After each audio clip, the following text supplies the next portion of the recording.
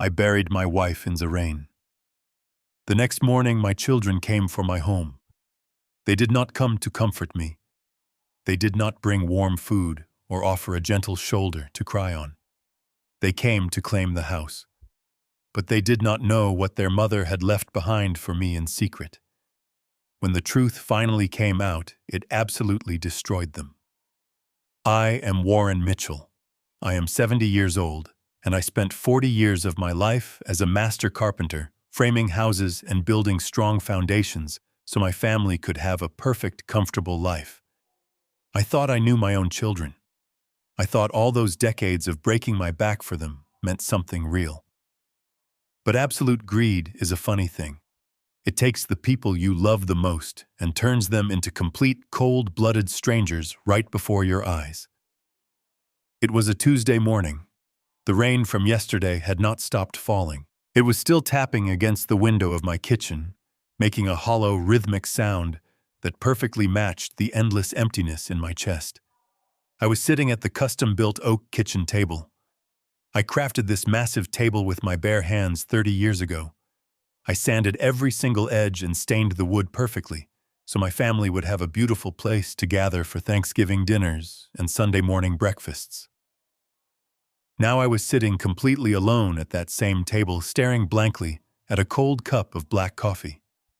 I was still wearing my dark black suit from the funeral of Diane the afternoon before. I had not slept a single minute. I had not even bothered to change my clothes.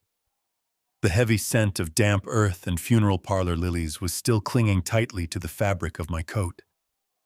My heart was completely shattered into a million pieces. Diane and I were married for 40 beautiful years. Losing her was like losing the very air in my lungs. I was entirely numb, staring blankly at the beige wall, waiting for the overwhelming pain to finally make sense. Then the front door unlocked. There was no polite knock, just the sharp metallic click of the deadbolt turning and the heavy wooden hinges creaking open. I genuinely expected it to be a kind neighbor dropping off a casserole, or maybe my younger brother coming over to check on my well-being. Instead, heavy, purposeful footsteps echoed loudly in the tiled foyer. I looked up slowly and saw my son Derek and my daughter Natalie walking directly into the kitchen. Derek is 42 years old. He is a highly paid investment banker who truly thinks the entire world revolves around his financial portfolio. He was wearing a sharp, tailored designer suit, looking exactly like he was ready for a ruthless boardroom meeting instead of walking into a house of mourning. Natalie is 38 years old. She is a flashy luxury realtor who treats every single human interaction like a potential real estate commission. She was wearing expensive designer heels and holding a sleek leather clipboard against her chest. They were not alone. There was a strange, unfamiliar man walking closely behind them, holding a laser measuring tape and a digital tablet. He immediately started looking around the kitchen, analyzing the custom crown molding I had installed by hand decades ago. Derek did not come over to hug his grieving father. Natalie did not ask if I had eaten anything or if I managed to get any sleep. They just stood there looking down at me as if I was an old broken piece of furniture that was simply in their way. Derek cleared his throat loudly and stepped forward. He did not even look me in the eye. He reached into his expensive leather briefcase and pulled out a thick manila folder. He slid it aggressively across the smooth oak table. It stopped right next to my cold cup of coffee. I looked down at the folder and then looked back up at my son. "What is this, Derek?" I asked, my voice incredibly hoarse and weak from crying the entire day before. Derek casually adjusted his expensive silk tie. "Mom left the house to us in the trust, Dad," he said, his voice completely flat and entirely devoid of any warmth or grief. "We are listing the property on the open market this coming Monday. The man with us right now is an independent appraiser getting the square footage officially confirmed. Inside that folder is your 30-day notice to vacate the premises." The harsh words hung heavily in the quiet kitchen air. 30-day notice to vacate. I stared at him, trying desperately to process the absolute cruelty of what he had just said to me. My wonderful wife was barely in the ground for 24 hours, and my own flesh and blood had brought an appraiser to size up my home. Natalie stepped forward, tapping her long manicured nails impatiently against her clipboard. "It is just business, Dad," she said smoothly, without a hint of emotion. I buried my wife in the rain. The next morning, my children came for my home. They wanted to throw me out on the street like trash. If you have ever given everything to your family, only to be treated like an inconvenience, hit the like button right now. Subscribe to the channel so you do not miss a single detail of this story. And please tell me where you are watching from in the comments below. Let me know what city or country you are in and what time it is. I read every single comment, and it brings this old carpenter comfort to know I am not alone. Because what they did to me that day was totally unforgivable. But what my beautiful wife left behind for me in secret, the trap she helped me set, absolutely destroyed them. I stared at the thick manila folder resting on the table, as if it were a venomous snake preparing to strike my hand. My mind simply could not process the terrible words Derek had just spoken. Eviction. Selling the house. 30 days. I looked slowly from the folder to my son, and then over to my daughter. "How is this even possible?" I asked, my voice trembling so violently that the words barely made it out of my dry throat. "I built this house. I built this entire 4,000 square foot home with my own 2 bare hands. Every single framing stud, every floorboard, every piece of drywall was carried and installed by me. Your mother and I laid the foundation of this life together. She loved this house more than anything in the world. She would never just sign it away in secret and throw me out on the street. It does not make any logical sense." Natalie let out a long, dramatic sigh. She shifted her weight, and when she spoke, she used that patronizing, syrupy, sweet realtor voice she always used to close a tough sale with a difficult client. "Dad, please do not make this harder than it already is," she said smoothly. "You are 70 years old. We all know your knees are completely shot. Your lower back is a total mess. You can barely climb the stairs to the second floor without losing your breath. You cannot possibly maintain a massive property like this all by yourself. It is just not safe anymore. Mom knew that. She knew you would stubbornly try to stay here until you died, trying to fix gutters and mow lawns until you broke your neck. That is exactly why she made the difficult choice to amend her trust in her final weeks. She wanted to give Derek and me full legal control so we could protect you from yourself. We are not throwing you on the street, Dad. We are using the massive equity from the sale to put you in a very nice, comfortable assisted living facility, one with nurses on staff and bingo nights and proper medical care. It is what Mom wanted. She wanted you to be safe, and she trusted us to handle the heavy lifting." Just then, a man strolled through the archway from the living room. It was Natalie's husband, Luis. He is 40 years old, a sleazy commercial developer who wears too much cheap cologne and slick suits bought with other people's money. He did not say a single word of condolence to me about my dead wife. Instead, he pulled a yellow metal tape measure from his belt and began casually measuring the length of my custom kitchen island. He muttered something under his breath about knocking down the load, bearing wall to create an open-concept floor plan for the new wealthy buyers. Watching him disrespect my home sent a violent wave of physical nausea crashing through my empty stomach. My internal monologue screamed at the absolute injustice of it all. I ruined my strong body for these greedy people.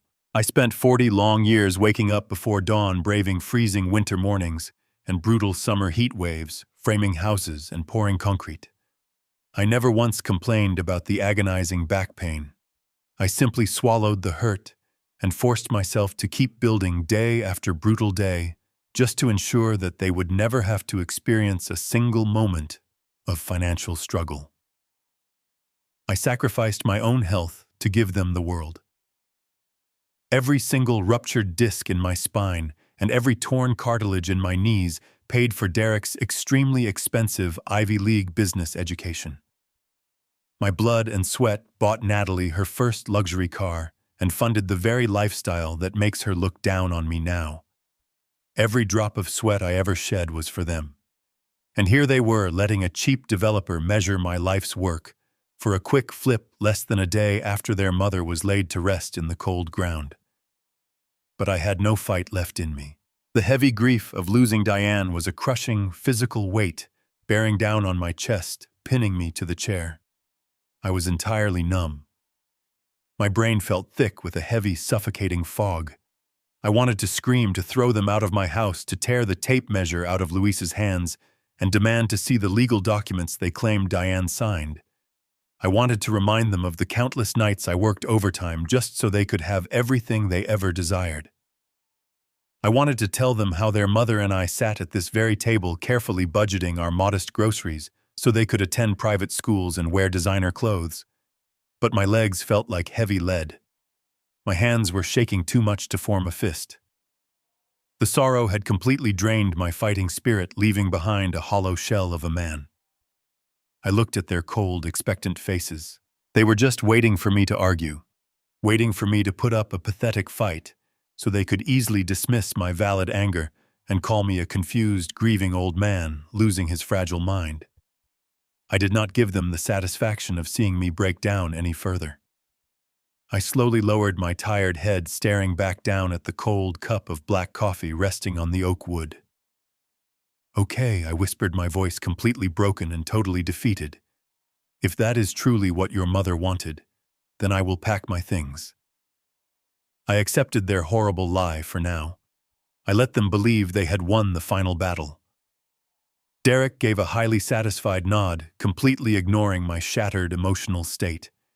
He immediately turned his back on me and started loudly discussing staging furniture with the appraiser, acting as if I had already ceased to exist in my own home. The appraiser tapped his digital tablet one last time, muttered something about optimal lighting for the listing photos, and headed toward the front door. Derek and Natalie followed right behind him, packing away their folders and clipboards as if they had just concluded a highly successful corporate merger. They did not look back at me. They did not offer a final word of comfort. As they moved into the tiled foyer, the front door opened again, and Derek's wife, Monica, stepped inside from the covered porch to escape the rain. Monica is 40 years old, a woman who treats high-end shopping as a competitive sport and views anyone with a net worth under 7 figures as completely invisible. She shook the raindrops from her designer silk scarf, ignoring my presence in the adjacent kitchen. Derek walked over to her, sliding his arm around her waist. "It is done," he whispered to her, though the acoustics of the hallway carried his voice straight to my ears. Monica smiled, a bright, calculating expression that made my stomach churn. "That is fantastic news, babe," she said, her voice dripping with pure entitlement. "I am going to order the new Tesla today, Derek. Now that the house equity is finally unlocked, we do not have to wait for the end of the fiscal quarter. I want the model with the white leather interior." Derek simply nodded, kissing her cheek, telling her to go ahead and pick the exact customized options she desired. They opened the heavy wooden front door and walked out into the gloomy morning. The heavy door swung shut behind them with a loud, definitive thud that echoed through the entire lower floor of my house. The deadbolt clicked into place automatically. Then there was nothing but complete and utter silence. I sat at the kitchen table for what felt like hours. The house was empty now, save for me, and the lingering ghosts of 40 years of marriage. The grandfather clock in the hallway ticked away the seconds. I listened to the rain falling against the glass, letting the sheer callousness of Monica's comment repeat in my mind. Equity unlocked. That was all this home was to them. This house was not a repository of beautiful childhood memories. It was not the sacred place where their mother had baked countless birthday cakes. It was a locked vault of cash, an obstacle between them and their next luxury purchase. They did not care about protecting me or keeping me safe. They just wanted my home so they could buy a fancy electric car. The heavy, suffocating blanket of grief that had paralyzed my body started to pull back, replaced by a much sharper, far more focused sensation. A cold prickle of undeniable logic began to crawl up the back of my neck. I am a master carpenter. I have spent my entire adult life measuring angles, reading complex blueprints, and ensuring that structural foundations are perfectly level. A man who spends 4 decades working with plumbs and squares develops a sixth sense for when something does not line up. Even if a wall looks straight to the naked eye, a seasoned builder can feel when the underlying framing is compromised by a fraction of an inch. Right now, the narrative my children had just constructed for me was completely compromised. The structural integrity of their story was flawed. My beautiful wife, Diane, was not a secretive, deceitful woman. She was a brilliant accounting manager who tracked every single penny that entered and exited our joint bank accounts.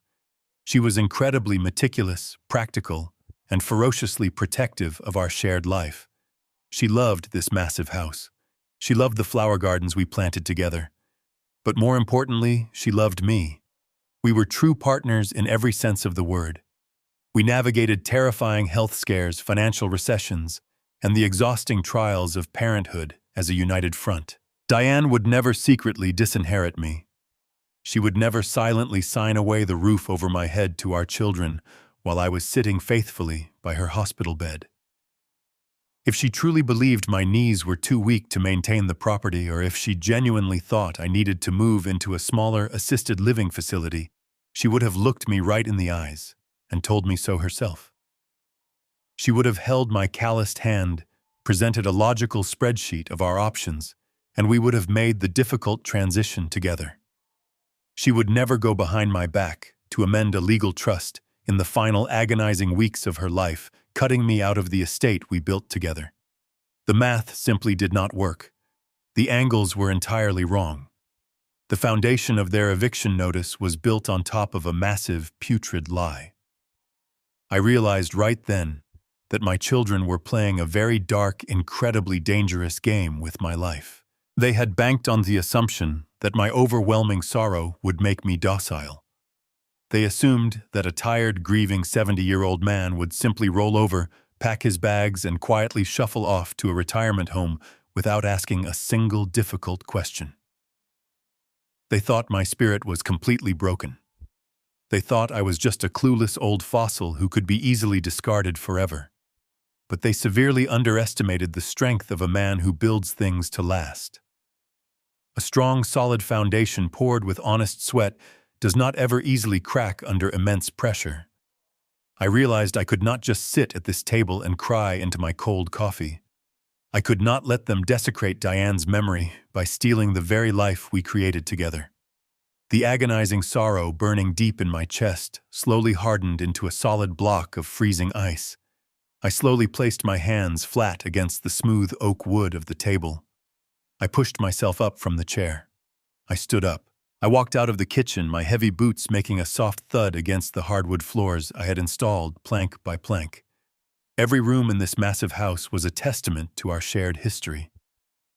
I placed my hand on the polished oak banister, feeling the smooth grain beneath my calloused fingers.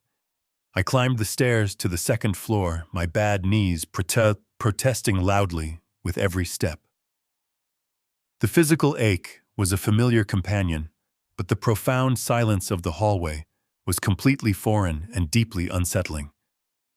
I walked down the long corridor and pushed open the heavy wooden door to the master bedroom. The room was bathed in the gray light of the rainy morning. The king-sized bed, perfectly made with Diane's favorite floral quilt, looked too large and overwhelmingly empty. The faint lingering scent of her lavender perfume still floated in the cool air, threatening to break my fragile composure all over again. I knew I needed to start packing my clothes. I knew I needed to find some cardboard boxes and begin the agonizing process of dismantling my entire existence to satisfy their ridiculous demands. But before I could do any of that, I needed to feel close to her one last time.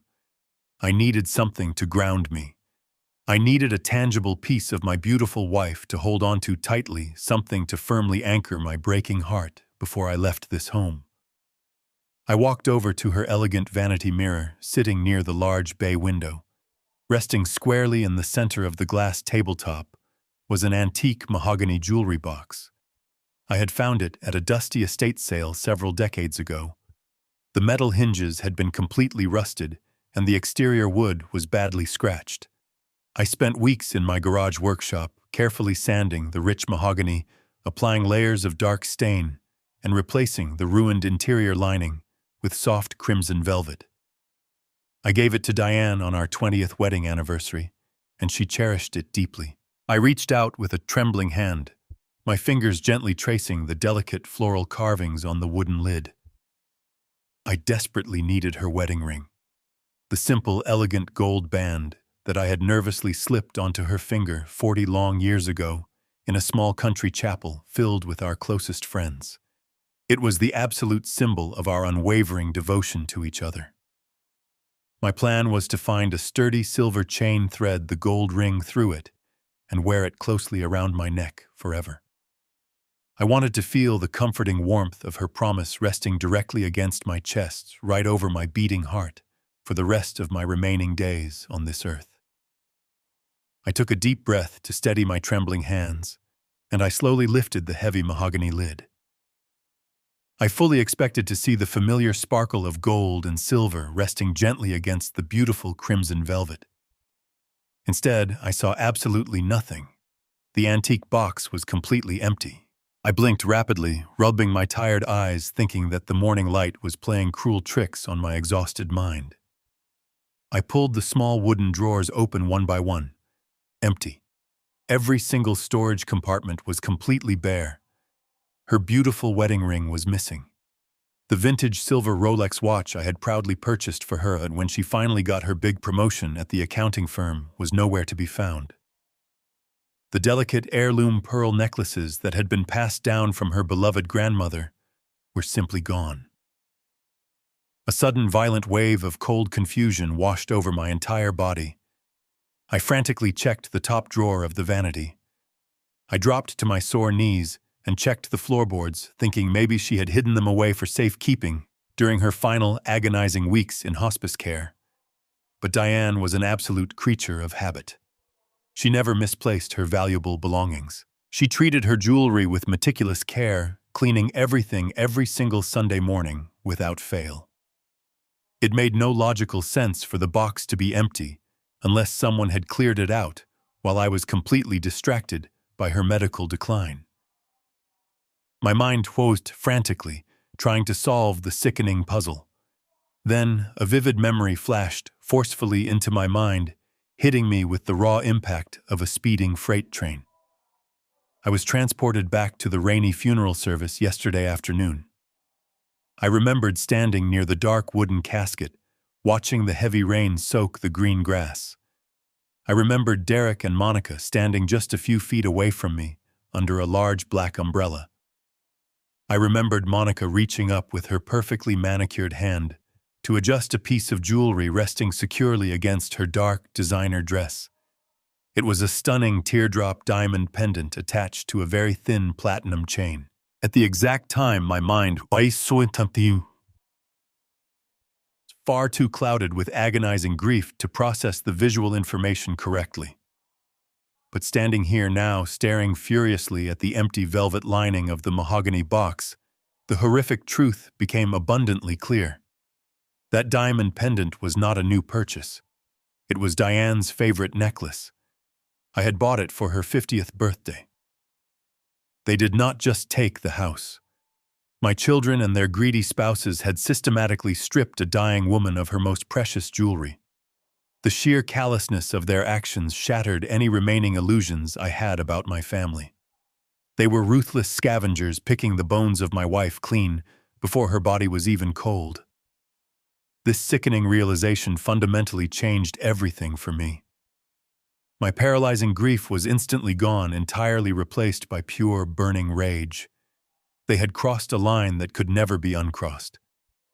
I wiped a single tear from my cheek, letting the furious fire inside me consume my sorrow. They wanted to treat me like a helpless victim.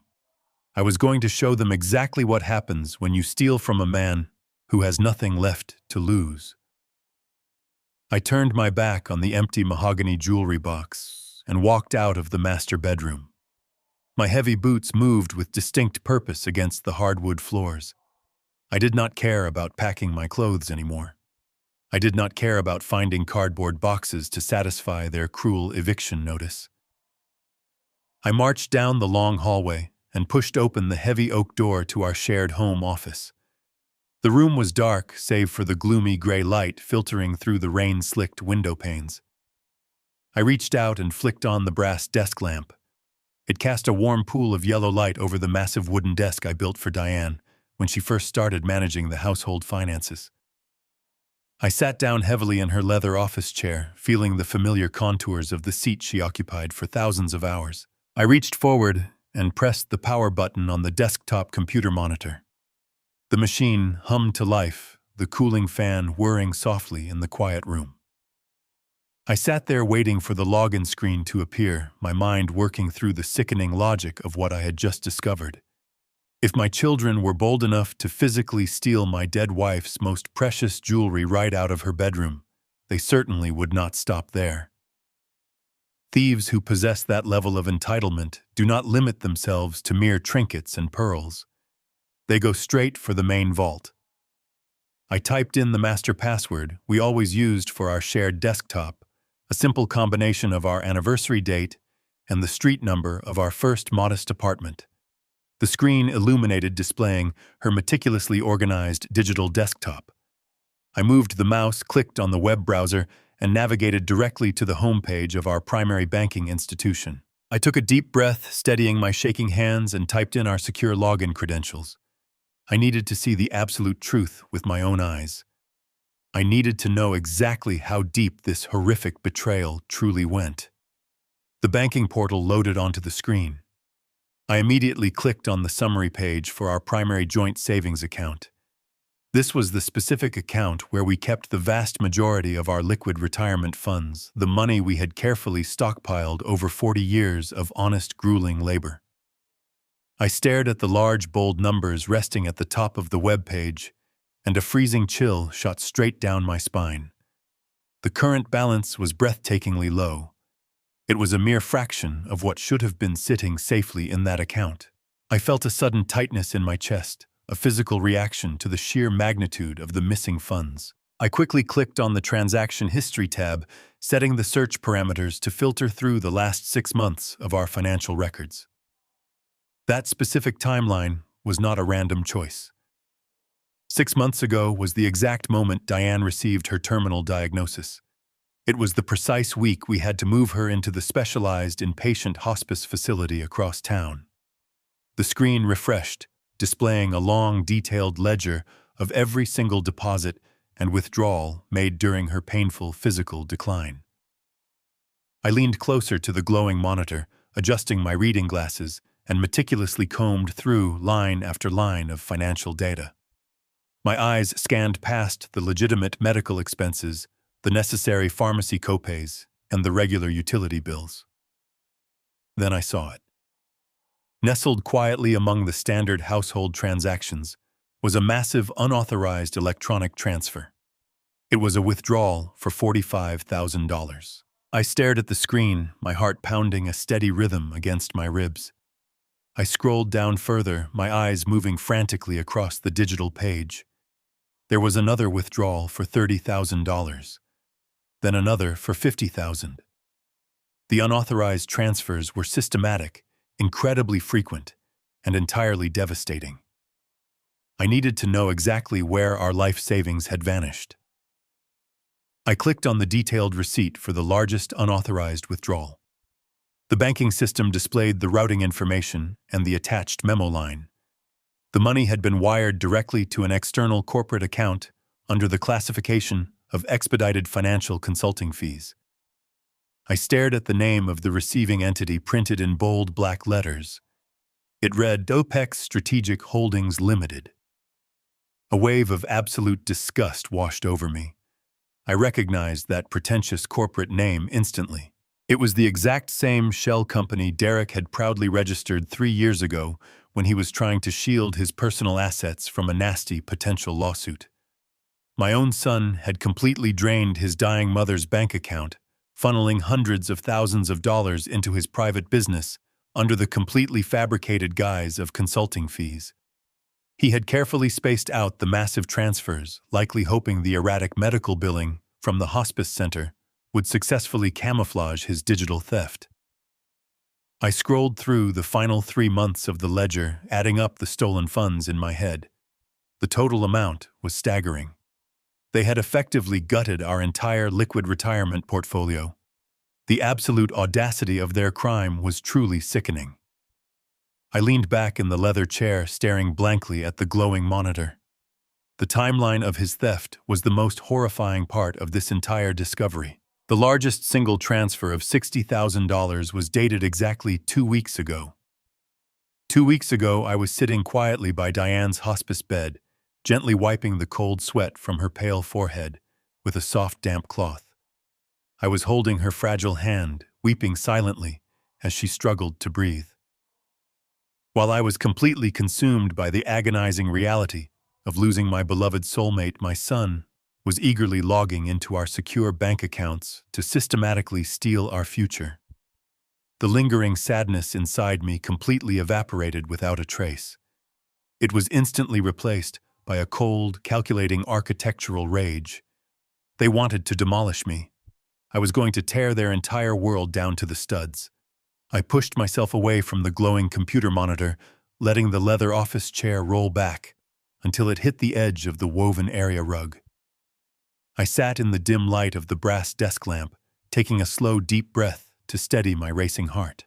The initial shock of the financial theft had completely receded, leaving behind a profound sense of clarity. I knew my wife better than anyone else on this earth. Diane was not just a loving mother and a devoted partner. She was a former senior accounting manager who had spent over 30 years aggressively auditing massive corporate ledgers for a major national firm. She was an absolute master of numbers, a woman who could spot a single missing dollar in a spreadsheet containing thousands of complex data points. She was inherently meticulous, incredibly organized, and deeply paranoid about financial security.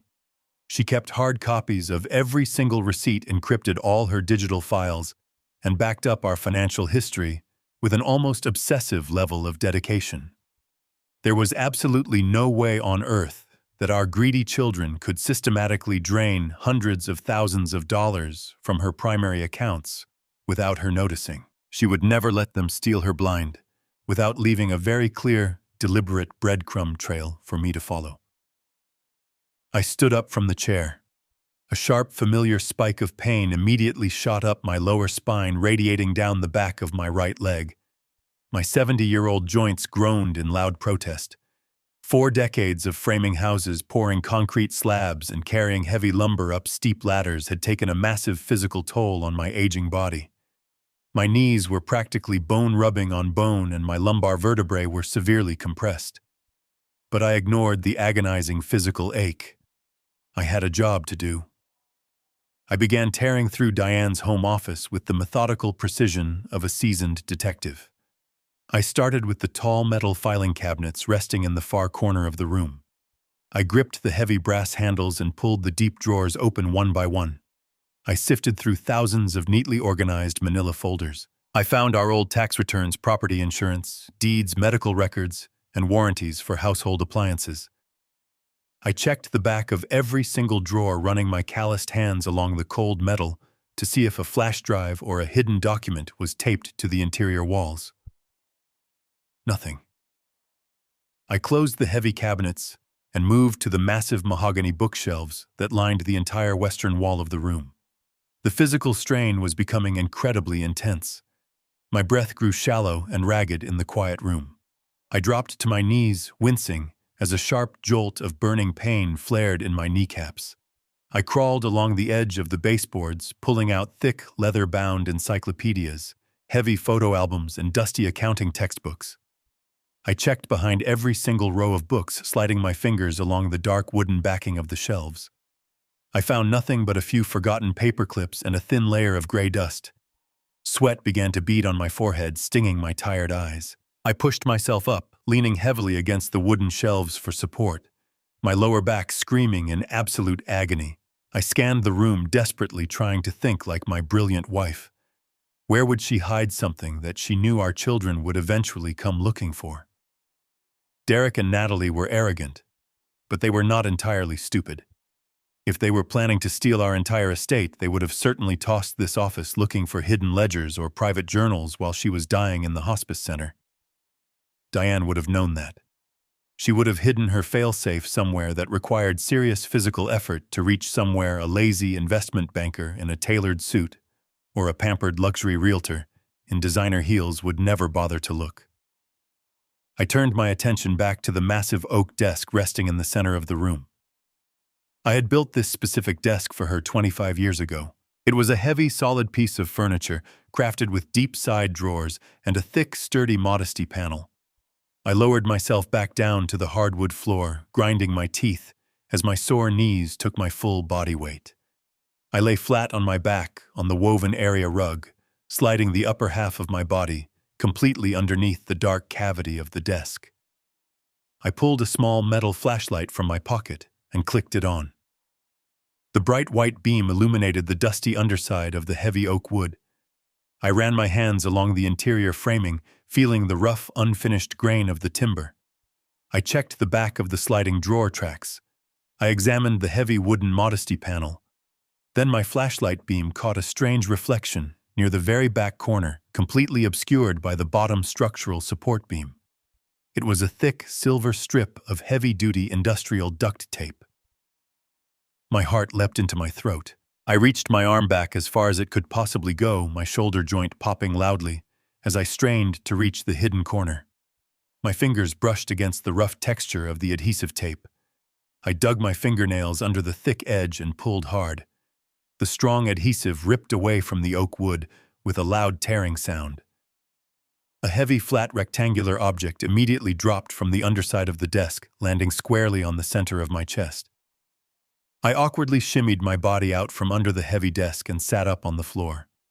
I held the hidden object up to the light of the brass desk lamp.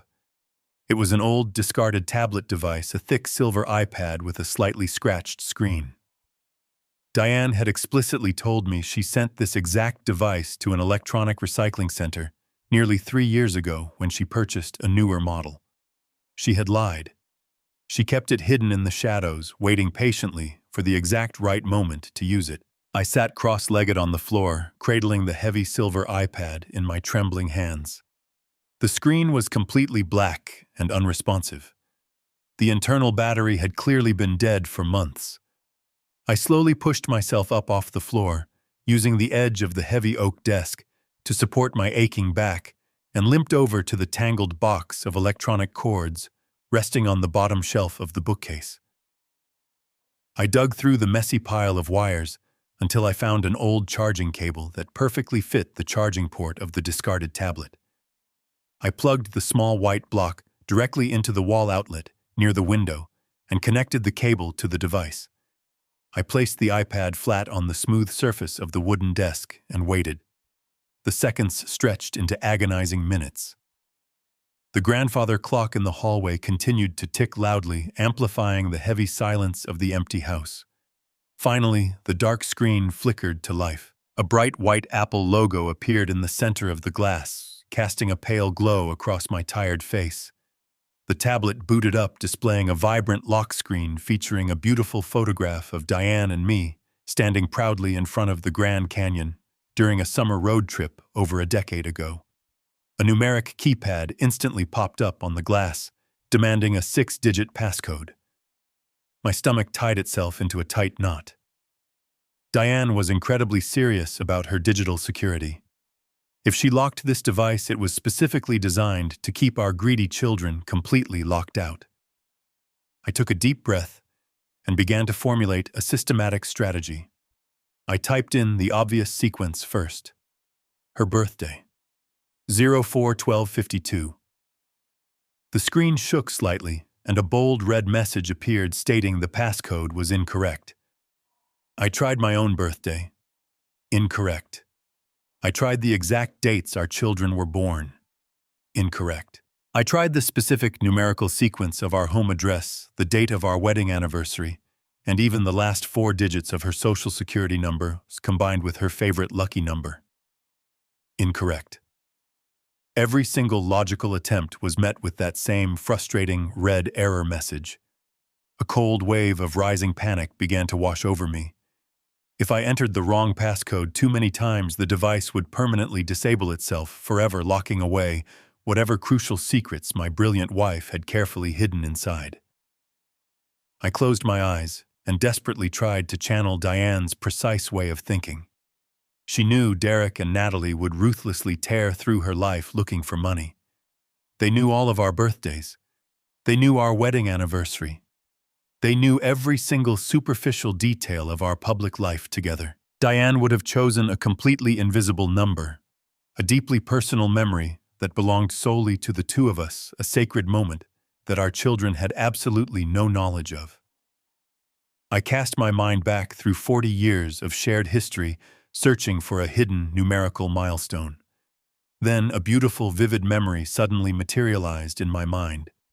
It was the late summer of 1974. We were just kids, completely broke and entirely in love. I had taken her to the county fair on a warm, breezy Saturday night. We rode the massive Ferris wheel just as the sun was setting behind the distant tree line. When our carriage reached the very top of the massive steel wheel, pausing high above the colorful, glowing lights of the carnival below, I leaned over and kissed her for the very first time. She always told me that was the exact moment she knew she was going to marry me. September 14th, 1974. I opened my eyes, stared down at the glowing digital keypad, and slowly typed the numbers. 091474. The screen instantly unlocked with a soft, satisfying click. I let out a long, heavy breath I did not even realize I was holding. The home screen was incredibly sparse. There were no social media applications, no downloaded games, and no digital photo albums. There was only a single isolated icon resting in the center of the dock. The secure email application. I tapped the glass icon with my index finger. The program launched immediately, bypassing any additional login screens. It opened directly to a hidden secondary email address I never even knew she possessed. The inbox was almost completely empty, save for a single lengthy thread of detailed messages. The recipient of every single email was a woman named Sarah Jenkins. I recognized the name immediately. Sarah Jenkins was a highly respected, deeply aggressive estate attorney who managed complex trusts for wealthy clients in the downtown financial district. I tapped the email thread and began to read. The messages were dated during the exact timeline of Diane's final agonizing stay at the inpatient hospice center. The words on the screen painted a horrifying picture of absolute desperation. Diane's emails detailed the mounting pressure she was facing from our own children. She wrote to Sarah about how Derek was aggressively asking inappropriate questions regarding the liquidation of her private retirement assets. She detailed how Natalie was constantly hovering over her medical bed, repeatedly trying to force her to sign blank powers of attorney while she was heavily medicated and barely conscious. Sarah's responses were highly professional, legally precise, and deeply protective of my dying wife.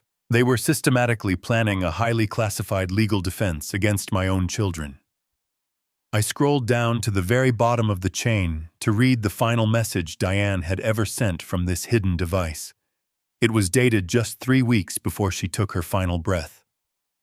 The short message burned itself permanently into my retinas. Sarah, they are hovering. They brought a notary today. I am activating the failsafe. Show Warren when he is ready. I sat frozen in the leather office chair, staring at the bright screen, until my eyes began to water.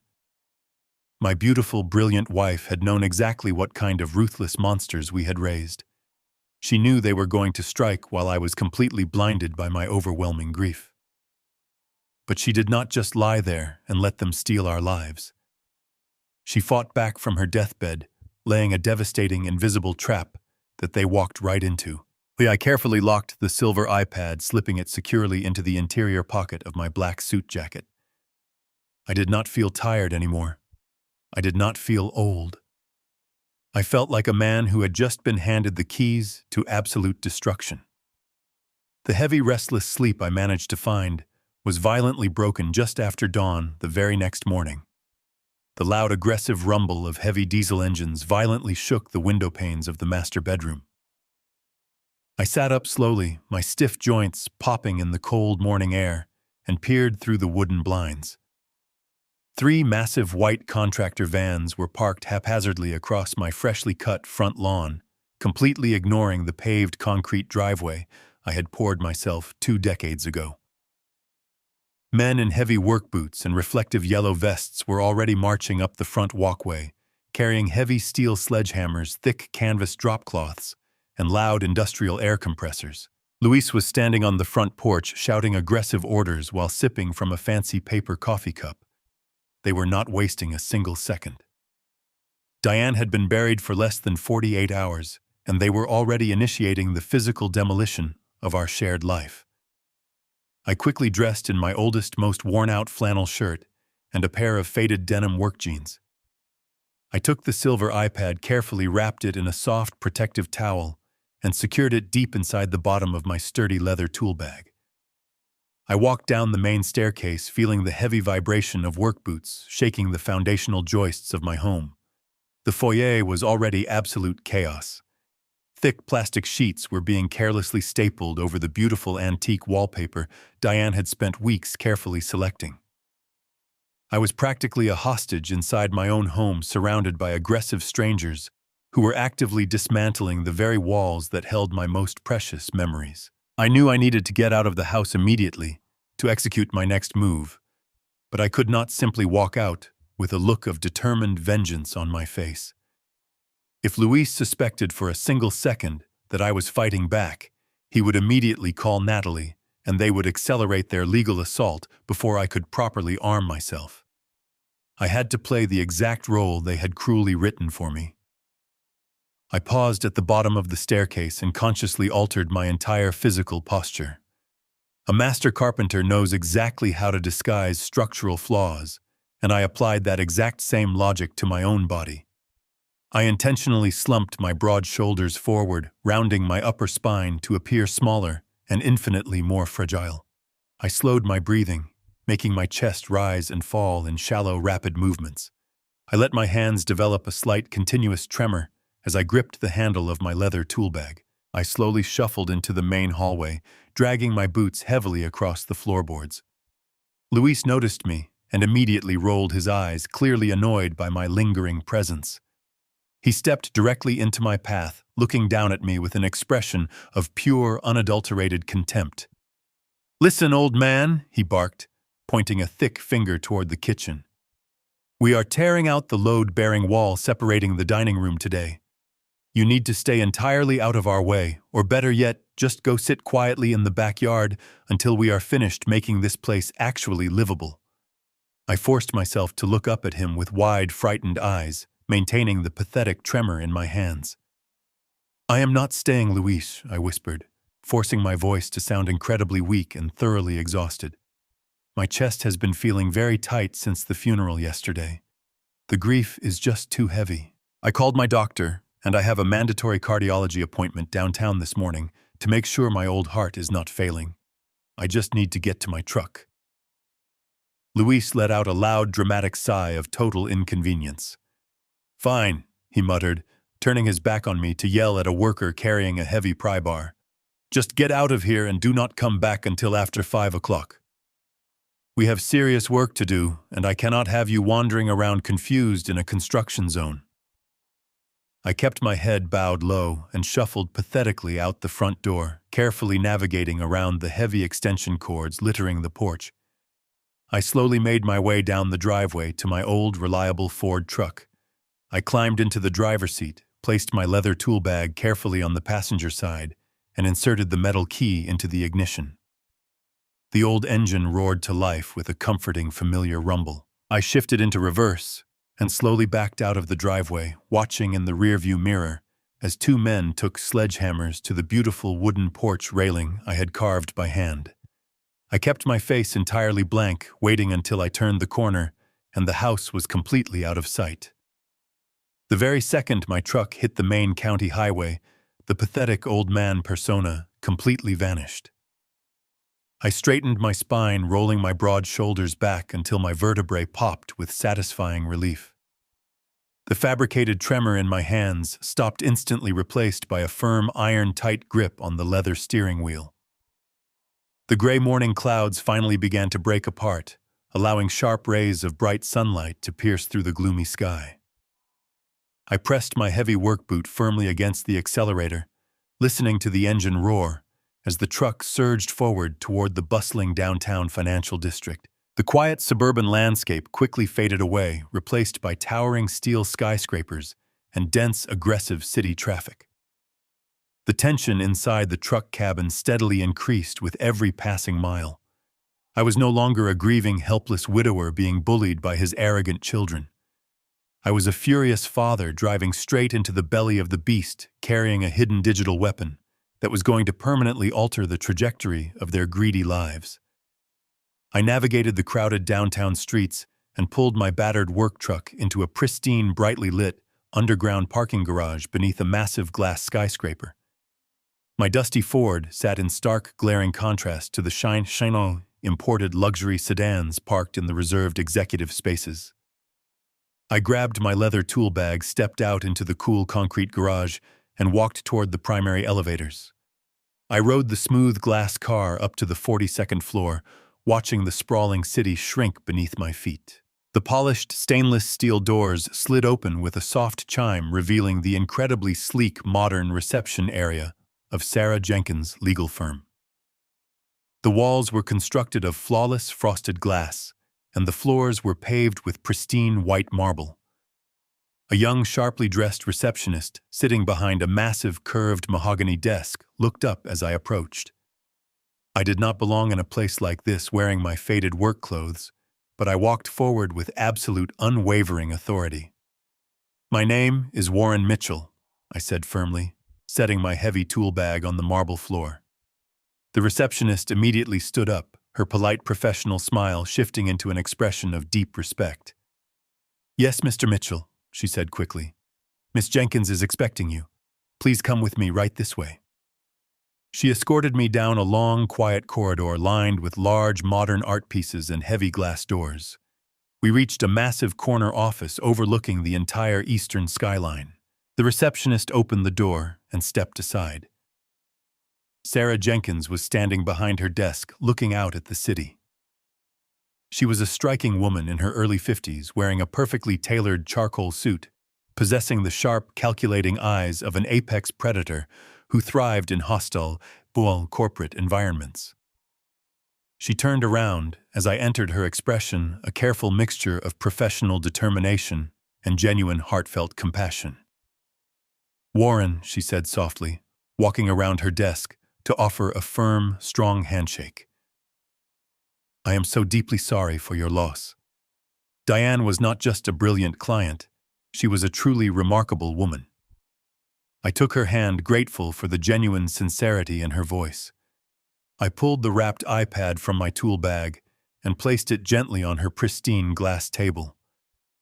"I found her failsafe," I said quietly. "I read the final email she sent to you.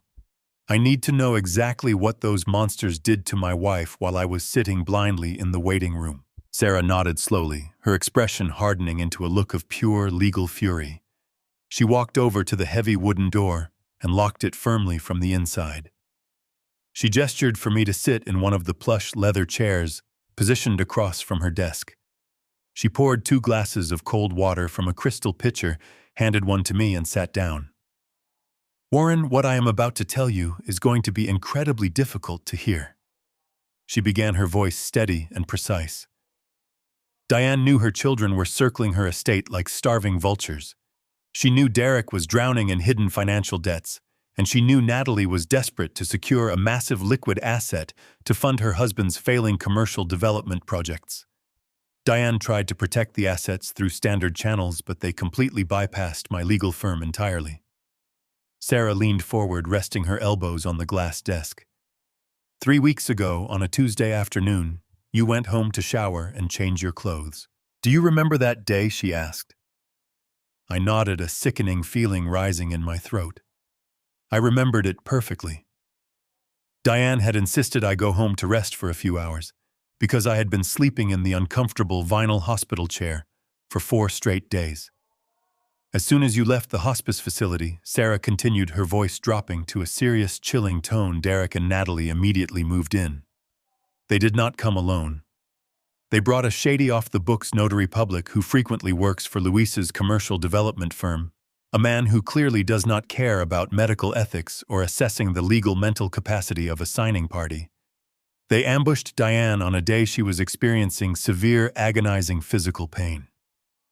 The nursing staff had just administered a highly concentrated dose of intravenous morphine to keep her comfortable.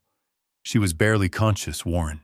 She was slipping wildly in and out of lucidity, unable to speak clearly or focus her eyes on a piece of paper. Derek and Natalie walked into that quiet room, completely dismissed the attending nurse, and pulled out a stack of fraudulent legal documents. It was a completely fabricated trust amendment specifically drafted to immediately revoke your position as the primary beneficiary. I gripped the arms of the leather chair so tightly my knuckles turned completely white. My blood was boiling so fiercely I could hear it rushing in my ears. They literally placed a heavy ink pen into her limp, trembling hand, Sarah said, her own voice thick with suppressed anger. Your daughter Natalie firmly grabbed her dying mother's fragile wrist.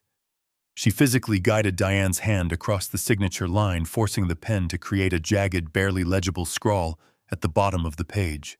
That single fraudulent signature illegally granted Derek and Natalie immediate unrestricted power of attorney and officially transferred the primary deed of your 4,000-square-foot home directly into their possession. They stole your entire life's work while your wife was incapacitated on a morphine drip, and they did it without a single ounce of hesitation. I sat in the plush leather chair, my mind reeling from the horrific image Sarah had just painted across the pristine glass desk. The sickening thought of my beautiful, vulnerable wife being physically manipulated by her own flesh and blood made me want to tear the walls of the skyscraper apart with my bare hands. I looked directly at the high-power attorney, a deep, burning confusion mixing violently with my absolute rage. If you knew this was happening, I demanded, my voice rough and trembling with raw anger, why did you not stop them? Why did you not call the hospital security or the local police or me? You were her primary attorney. You were explicitly hired to protect her from this exact kind of predatory behavior. Why did you stand back and let them violate her final days on this earth? Sarah did not flinch at my raised voice, nor did she break eye contact. Instead, the careful mixture of professional determination and genuine compassion on her face slowly shifted. The corners of her mouth curled upward into a sharp, deeply predatory smile. It was the terrifying smile of a seasoned chess master who had just successfully cornered her opponent's king. Because Warren, she said smoothly, her voice echoing with absolute confidence, Diane was already 3 steps ahead of them. She knew exactly what they were planning to do, and she deliberately wanted them to walk blindly into a trap they could never possibly escape. Sarah pushed her heavy leather chair back and stood up from the desk. She walked purposefully over to a massive steel filing cabinet secured in the corner of the room, completely locked behind a modern biometric scanner. She pressed her thumb firmly to the glowing green sensor. A heavy metallic click echoed through the office. She pulled the thick metal drawer open and retrieved a massive black leather legal binder. She walked back across the marble floor and placed the heavy binder squarely in front of me on the glass desk. The loud thud of the leather hitting the table felt like a judge banging a heavy wooden gavel. Open it, she instructed gently, pointing a perfectly manicured finger at the cover. I reached out with trembling, calloused hands and slowly opened the heavy leather cover. The very first page resting inside the protective plastic sleeve was a thick, textured legal document featuring an ornate gold seal stamped proudly at the bottom. Below the seal was Diane's unmistakable, perfectly steady signature written in dark blue ink. I looked at the date printed clearly at the top of the crisp white page. It was dated exactly 3 days before the terrible afternoon Derek and Natalie ambushed her with their shady off-the-books notary. 3 days before your greedy children forced a heavy pen into her limp hand, Sarah explained, her voice ringing With absolute, undeniable triumph, Diane and I quietly executed a secret, irrevocable, ironclad trust. We completely bypassed the standard amendable trust structures that your children thought they were manipulating. In this specific legally binding document, 100% of your shared estate was transferred strictly and solely to you, Warren. The massive 4,000-square-foot house, the remaining liquid bank assets, the diverse investment portfolios, every single penny was locked away. It is legally sealed, completely impenetrable, and entirely incontestable in any court of law in this state. I stared down at the dense legal jargon, struggling to fully comprehend the massive magnitude of what she was saying. The words blurred together as my heart hammered furiously against my ribs. But the document they made her sign, I stammered, looking back up at the confident attorney. The trust amendment giving them the immediate power of attorney and the deed to the house. What exactly happens with that piece of paper? Sarah let out a short, highly dismissive laugh that cut through the tension in the room. That piece of paper they are currently holding is completely legally void, she stated firmly, leaning over the glass desk. It is absolutely worthless. You cannot amend a living trust to give away a physical asset that has already been irrevocably transferred to someone else. When they held her fragile wrist and forced her to sign that fraudulent amendment, they were illegally claiming ownership of a house that Diane no longer possessed the legal power to give away. They own absolutely nothing, Warren. They do not have the legal right to evict you from your property. They do not have the legal right to list the house on the open market. They are currently trespassing in your home, operating under a forged document that constitutes massive, undeniable, multi-layered fraud. The heavy weight of the realization finally washed over me, replacing my confusion with a surging wave of righteous vindication. They honestly thought they had successfully outsmarted a dying, heavily medicated woman, but my brilliant wife had outmaneuvered them flawlessly from her deathbed. We have absolutely everything we need right now, Sarah continued, her eyes flashing with fierce determination. We can pick up the telephone on this desk, call the local police department, and have Derek and Natalie arrested before lunch. We can easily press formal criminal charges for elder abuse, malicious forgery, and attempted grand theft. The authorities will gladly drag them out of your beautiful house in handcuffs, and this entire horrific nightmare will be over today. Before I could even reach for the telephone, before I could fully process the sheer relief of winning back my home and my dignity, Sarah reached into the interior pocket of her tailored charcoal suit jacket. She pulled out a small black plastic USB drive and placed it gently on top of the open leather binder. Her sharp, predatory smile instantly faded, replaced once again by a look of profound, heavy sorrow. The atmosphere in the office shifted dramatically, growing cold and incredibly solemn. Diane knew her children were absolute vultures, Warren Sarah said quietly, her voice dropping to a low, serious register that demanded my full attention. She knew that even when you discovered the horrible truth about the missing money and the forged legal documents, your kind heart would still hesitate. She knew you were a fundamentally good man, a loving, dedicated father who spent 40 years breaking his back in the hot sun to provide for his family. She knew that when the time finally came to drop the heavy hammer and send your own flesh and blood to a federal prison, you would inevitably feel a deep, agonizing sense of paternal guilt. She did not want you to feel guilty. She wanted you to see exactly who they truly are, so you would not hesitate for a single second when it was time to destroy them. I stared at the small black plastic drive resting innocently on top of the legal papers. What is this? I asked, my voice barely above a harsh whisper. It is a digital video recording, Sarah replied, folding her hands neatly on the glass desk. Before your children brought their shady notary to the hospice center, Diane explicitly instructed me to purchase a hidden nanny camera. I bought a small, inconspicuous stuffed teddy bear with a high-definition recording lens built directly into the dark glass eye. I personally placed it on the bedside table in her private room, angled perfectly toward her medical bed. The hidden camera continuously captured every single second of their devastating visit. It captured the cruel threats, the physical manipulation, and the absolute lack of basic human decency. Diane wanted you to watch it. The small black device looked incredibly heavy, as if it contained the concentrated weight of 1,000 terrible nightmares. I slowly reached out and closed my calloused hand around the cold plastic drive. I thanked Sarah for everything she had courageously done to protect my wife, promising to contact her as soon as I knew exactly how I wanted to proceed with the arrests.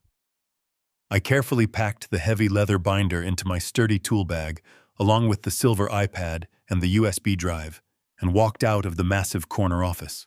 The walk down the long, quiet corporate corridor felt like an agonizing, endless march to a public execution. The sleek, frosted glass walls of the prestigious law firm blurred past my peripheral vision. I stepped into the polished stainless steel elevator, pressing the glowing button for the underground parking garage. The smooth, rapid descent of the elevator car made my stomach drop perfectly, mirroring the sinking, terrifying dread pooling deep in my chest. The polished doors chimed and slid open, releasing me back into the cool, dark, concrete parking structure. The stale air was thick with the familiar smell of vehicle exhaust and damp cement. I walked slowly toward my dusty Ford truck, my heavy work boots echoing loudly against the hard pavement. Every single step felt exponentially harder than the last. I was actively carrying the absolute destruction of my entire family in my right hand. I unlocked the heavy metal door of the truck and climbed into the familiar driver's seat. I placed the leather tool bag gently on the passenger seat and pulled out my old, battered laptop computer from the storage compartment behind the seat. I sat in the dim, gloomy light of the underground parking garage, leaving the engine off, letting the heavy silence press against my ears. I opened the laptop screen and pressed the glowing power button. The old machine booted up slowly, the internal cooling fan whining softly in the quiet cabin. I looked down at the small black USB drive resting in my calloused palm. I was terrified. I was absolutely petrified of what I was about to witness on that screen. I knew that once I watched this hidden video, the comforting mental image of my children as innocent, loving human beings would be permanently erased from my memory forever. There was no going back from this threshold, but I owed it to Diane. I owed it to the brilliant, courageous woman who spent her final agonizing days fighting a silent, desperate war to protect the man she loved. I took a deep, shaky breath, gripping the plastic drive tightly. I perfectly aligned the metal connector with the open port on the side of the laptop and pushed it in. The computer operating system recognized the external drive with a soft digital chime. A single video file appeared on the desktop. I moved the cursor over the file, my hand shaking so badly the small white arrow darted wildly across the screen. I double-clicked the icon. The media player launched, filling the dark cabin of my truck with the harsh, sterile glow of the hospice center lighting. The footage was slightly grainy, captured from a high fixed angle near the ceiling, right where the glass eye of the stuffed teddy bear had been carefully positioned on the tall wooden wardrobe. The audio feed crackled to life, picking up the steady, rhythmic beeping of the cardiac monitor and the soft, labored hiss of the oxygen concentrator. Then my screen filled with the heartbreaking image of my beautiful Diane. She looked incredibly fragile, her small body swallowed by the stark white hospital blankets. Her eyes were closed and her face was pale, drawn tight, with the agonizing pain of her final days. Seeing her like that again, completely vulnerable and entirely alone in that sterile room, nearly broke me right then and there. I watched the digital timestamp in the corner of the screen tick forward. Suddenly, the heavy door to her private room swung open. My children marched inside. Derek led the way, wearing a sharp business suit, checking his expensive watch with an air of profound impatience. Natalie followed closely behind him, clutching a thick stack of legal documents against her chest. Monica and Luis walked in next, completely detached, looking around the small medical room with thinly veiled disgust. Finally, a fifth man entered, a stranger carrying a heavy leather briefcase, the off-the-books notary Sarah had mentioned. They did not gather around her bed to hold her hand. They did not softly whisper words of comfort to the woman who had given them life. They immediately surrounded her bed like a pack of starving wolves cornering a wounded animal. Derek stepped right up to the edge of the mattress. He did not lower his voice to account for her fragile state. He barked her name loud and aggressive, the sharp sound clipping the microphone audio. "Wake up, Mom!" he yelled, slapping the side of the plastic medical tray table to jolt her from her morphine-induced sleep. "We do not have all day to do this. We need to get this finalized before Dad comes back from the house." Diane shifted weakly under the blankets. Her eyelids fluttered open, glassy and unfocused. She let out a soft, agonizing moan, clearly disoriented, and in a state of immense physical suffering.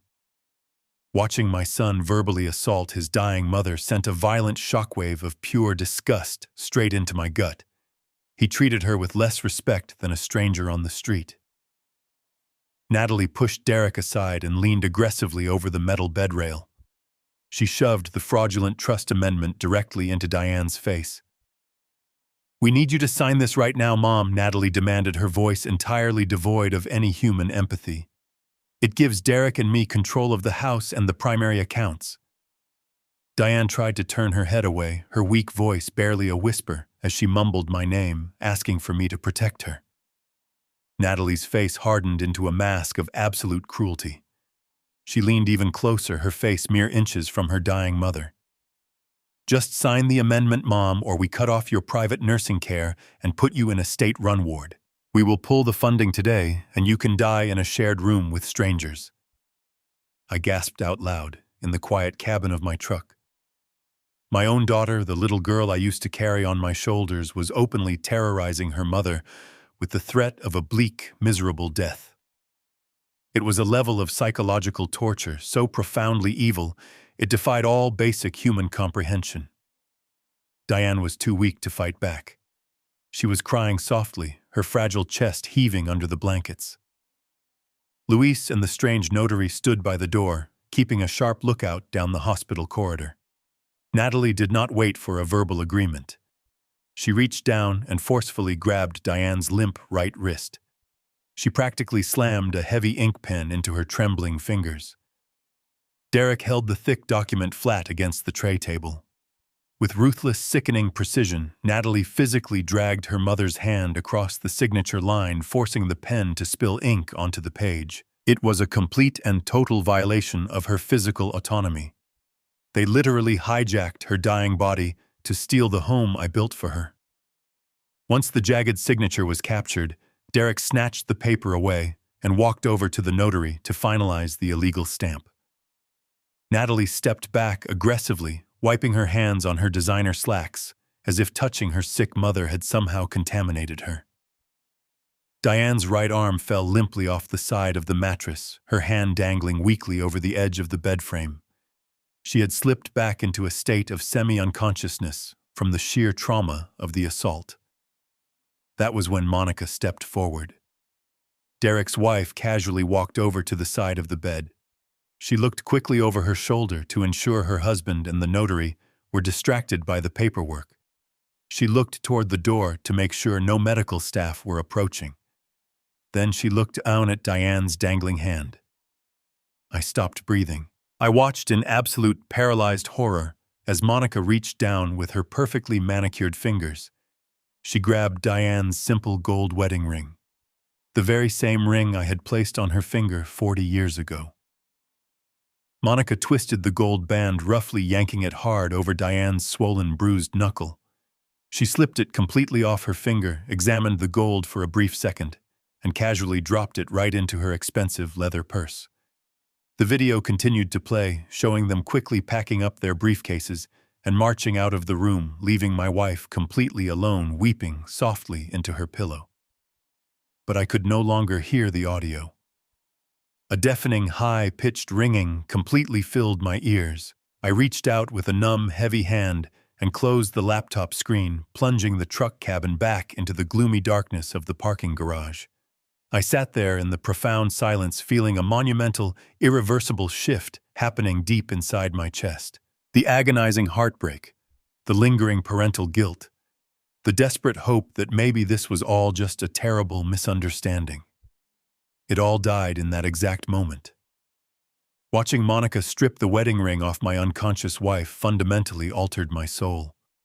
Any remaining shred of paternal love I possessed for Derek and Natalie was completely, permanently eradicated.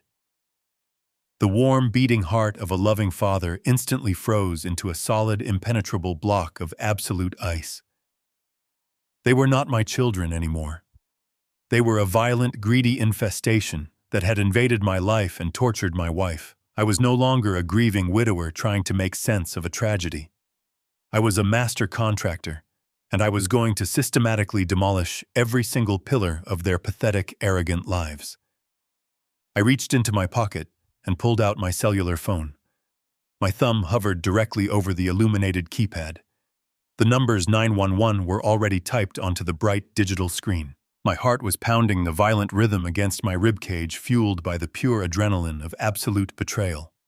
My initial primal instinct was to press the green call button, to summon a fleet of police cruisers to my home, and to have Derek and Natalie dragged out of my house in heavy steel handcuffs before the sun even set.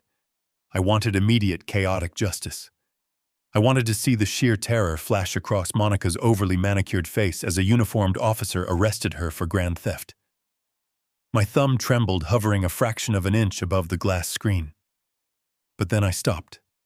I slowly lowered my hand, letting the bright screen of the phone dim and eventually go completely dark in the shadows of the truck cabin. Immediate justice is very rarely permanent justice. I closed my eyes and forced my racing mind to slow down. I forced myself to think not like a grieving, furious husband, but like a master contractor who had spent 40 years intimately understanding how massive structures are built, and more importantly, how they completely collapse. If you want to safely remove a rotten, unstable building from a valuable piece of property, you do not just throw a single rock through a front glass window and call it a day. That is a minor inconvenience. The owners will simply sweep up the broken glass, patch the hole with cheap plywood, and continue living inside the rotting structure. If I called the police right now, the local district attorney would view this entire horrific ordeal through the highly subjective lens of a complicated family dispute. They would see a forged signature made under extreme medical duress and a stolen piece of jewelry. Derek and Natalie possess enough stolen capital to hire the most ruthless defense attorneys in the city. Those expensive lawyers would immediately spin a deceptive narrative. They would claim the trust amendment was a desperate, misguided attempt by concerned children to manage their dying mother's chaotic estate. The legal system is notoriously lenient when it comes to wealthy white-collar criminals engaging in domestic estate battles. A sympathetic judge might hand down a suspended sentence, a heavy financial fine, or perhaps a few hundred hours of community service. They would receive a gentle slap on the wrist, and they would walk out of the courthouse completely free. They would still have their luxury cars, their expensive careers, and their insufferable arrogance. That was entirely unacceptable to me. A gentle slap on the wrist was not going to adequately pay for the absolute terror they inflicted upon my dying wife. It was not going to pay for the profound disrespect they showed to the life we built. If you want to truly demolish a rotten building, you must completely undermine the structural foundation. You have to silently rig the main load-bearing pillars with heavy dynamite, quietly walk away to a safe distance, and wait patiently for the inhabitants to walk inside before you detonate the entire structure. I needed my children to commit a crime so massive, so undeniably destructive, that no expensive defense attorney could ever save them. To do that, I had to let them believe their horrific plan had worked perfectly. I had to let them operate under the incredibly false assumption that they held the ultimate winning hand. Greed is a highly predictable, incredibly destructive force. It makes people reckless. It makes them blind to the structural flaws in their own plans. Derek and Natalie were already drunk on the sudden influx of stolen cash and stolen real estate. If I simply stepped out of their way and played the role of the defeated, pathetic old man they believed me to be, their insatiable greed would inevitably push them to leverage that stolen house for even more money. They would take that forged, legally void piece of paper and use it to construct a massive financial house of cards. All I had to do was let them build it as high as possible before I kicked out the bottom support beam. I placed my cellular phone back into my pocket. I slowly turned the ignition key. The truck engine roared to life. I shifted the transmission into drive and navigated out of the dark underground garage. I drove straight back around the downtown block and returned to the towering glass skyscraper. I rode the polished elevator back up to the 42nd floor and marched directly through the frosted glass doors of the reception area. The young receptionist saw the dark, uncompromising determination on my face and did not even attempt to stop me as I walked straight down the long corridor toward the massive corner office. I opened the heavy wooden door without knocking. Sarah Jenkins was sitting at her pristine glass desk, reviewing a stack of thick legal briefs. She looked up, her sharp eyes instantly reading the absolute shift in my physical demeanor. I walked across the white marble floor and sat down in the plush leather chair. I looked the high-power attorney directly in the eyes. I watched the video, I said, my voice low, steady, and completely devoid of any emotional hesitation. Sarah closed her legal folder and leaned forward, giving me her undivided professional attention. "I am ready to file the police report, Warren," she said quietly. "I have the direct number for the local precinct captain." I shook my head slowly, raising a single calloused hand to stop her. "No," I replied firmly. "We are not calling the police today. Do not file the real irrevocable trust with the county recorder yet. Keep it completely locked inside your biometric safe." Sarah frowned slightly, a look of profound confusion crossing her sharp features. "But Warren, they are actively destroying your home right now," she protested. "They are illegally stealing your life. Why would we wait?" I leaned closer to the glass desk, a cold, calculated smile forming on my face.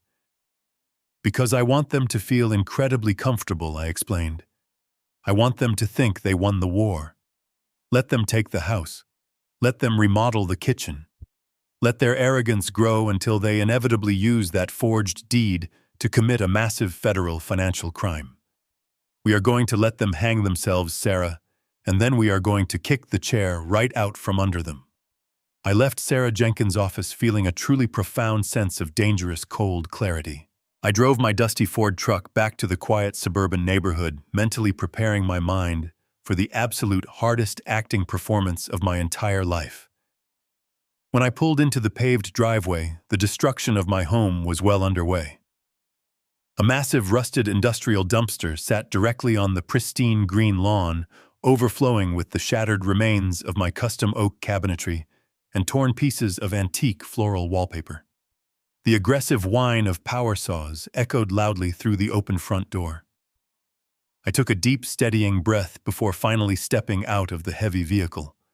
I intentionally hunched my broad shoulders forward, letting my chin drop toward my chest, completely burying the cold, calculating fury burning behind my eyes.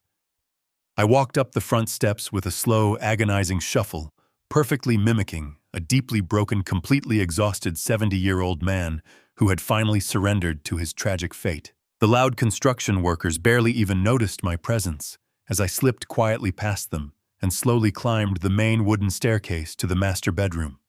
It was finally time to pack my entire life into a few cheap cardboard boxes.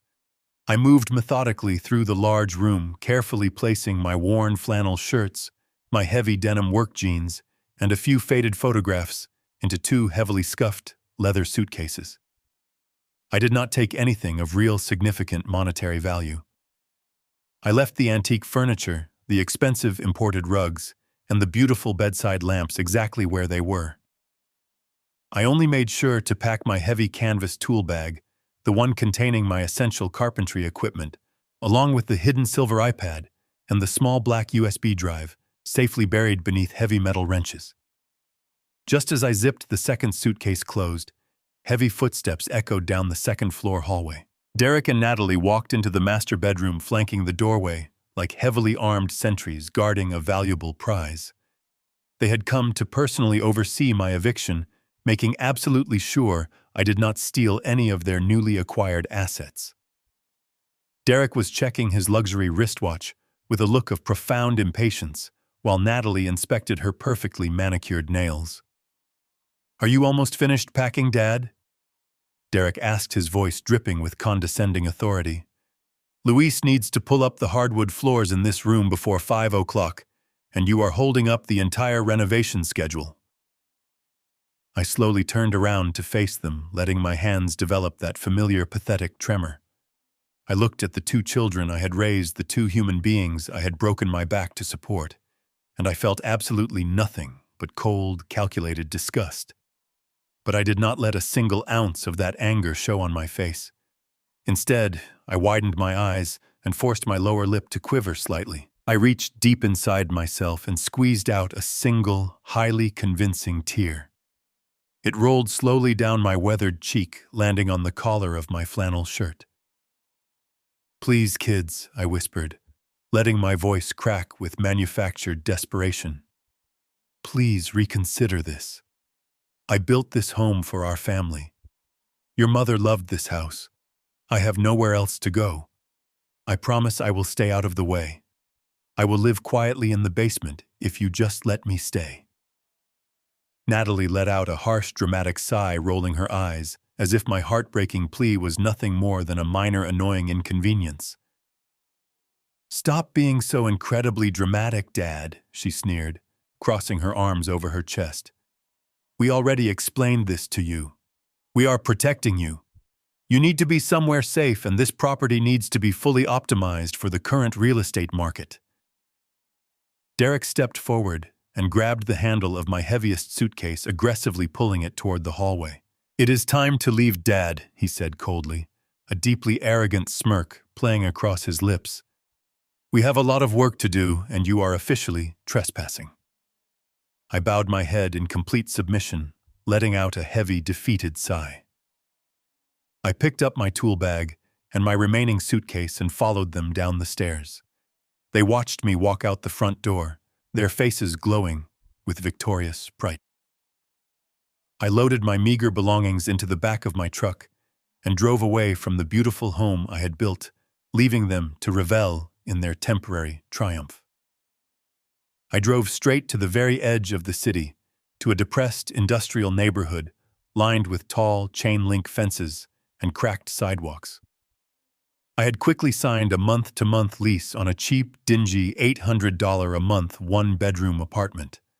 The building exterior was covered in peeling gray paint, and the narrow hallway smelled strongly of stale cigarette smoke and boiled cabbage. I unlocked the thin wooden door and carried my bags inside.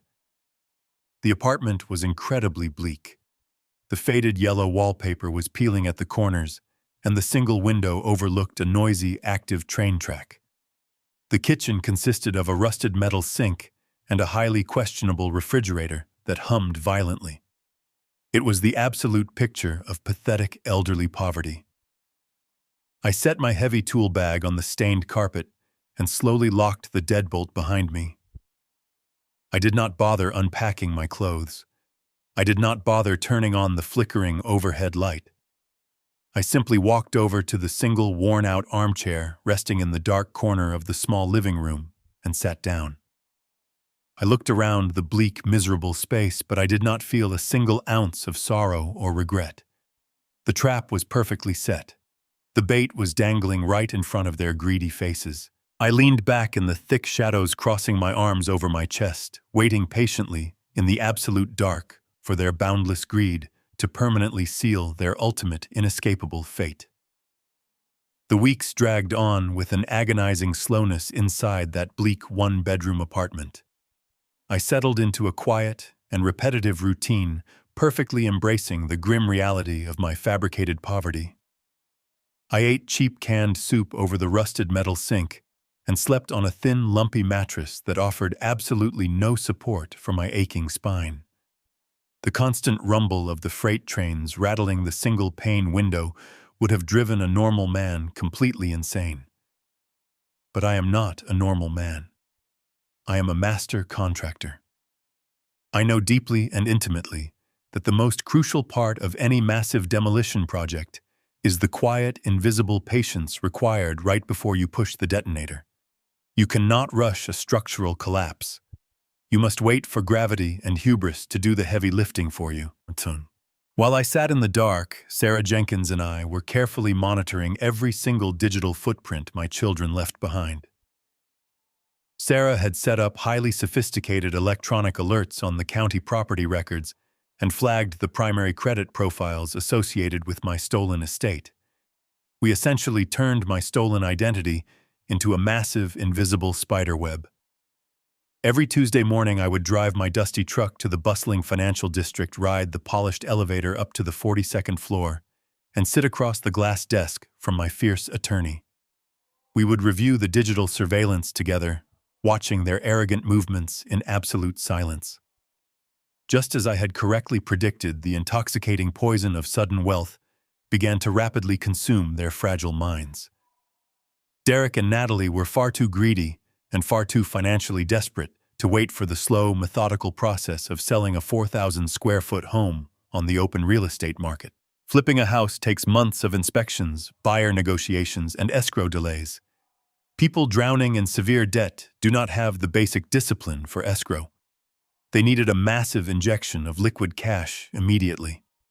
On the morning of the 24th day of my fake exile, my cellular phone buzzed loudly on the cheap Formica countertop. It was a priority text message from Sarah. "The bait has been officially taken," she wrote. I immediately drove downtown. When I walked into her corner office, Sarah was staring at her computer monitor with a look of profound, predatory satisfaction. She turned the screen toward me, displaying a newly filed public record from the county clerk. Derek and Natalie had taken the forged, legally void trust amendment directly to a massive commercial bank. They used the stolen deed of my home as collateral to secure a massive expedited commercial equity loan. The principal amount, printed in bold black numbers, was staggering: $2.5 million. They had literally mortgaged the roof they stole from me to fund their pathetic, desperate lifestyles. Because the loan was secured under the false pretense of a legitimate commercial renovation, the bank had wired the massive sum of cash directly into their accounts within 48 hours. They were officially flush with millions of dollars in stolen capital, and they wasted absolutely no time setting it completely on fire. Through Sarah's exhaustive financial tracking, we watched the stolen money violently hemorrhage from their accounts. Luis, the sleazy commercial developer who had measured my kitchen island, while I mourned my wife, was drowning in failing real estate projects. Derek immediately funneled $800,000 directly into Luis's collapsing business to keep his creditors at bay. It was a massive, desperate bailout funded entirely by the blood and sweat I had poured into my home, but they did not stop at simply covering their professional failures. Their profound vanity required immediate public validation. Less than 3 days after the commercial loan cleared, Monica drove down to the luxury car dealership. She purchased the exact electric vehicle she had callously bragged about on the day of my eviction. She bought a brand new, fully customized Tesla, complete with the pristine white leather interior she desired, paying for the extremely expensive vehicle in full with a cashier's check drawn directly from the stolen equity. She even had the absolute audacity to post a glowing photograph of herself leaning against the shiny hood on her social media pages, bragging about her blessed and highly favored life. Then came the ultimate display of their disgusting, boundless entitlement. With my wife buried in the cold ground for barely a month, Derek and Monica booked an incredibly lavish, outrageously expensive luxury vacation to the remote Maldives. They reserved private, overwater bungalows, first-class international airline tickets, and exclusive excursions blowing through tens of thousands of dollars in a matter of hours.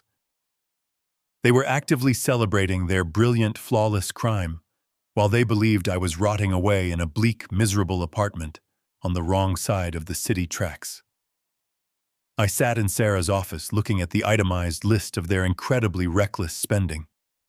A normal father might have felt a deep, agonizing heartbreak watching his own flesh and blood completely squander his life savings on superficial garbage. But my heart had frozen over the exact moment I watched Monica violently rip the gold wedding ring off Diane's fragile finger. I felt no sorrow.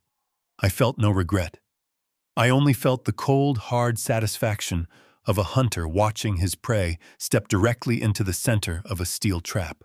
They had taken the $2.5 million, effectively wrapping the heavy, inescapable rope of federal prosecution tightly around their own arrogant necks.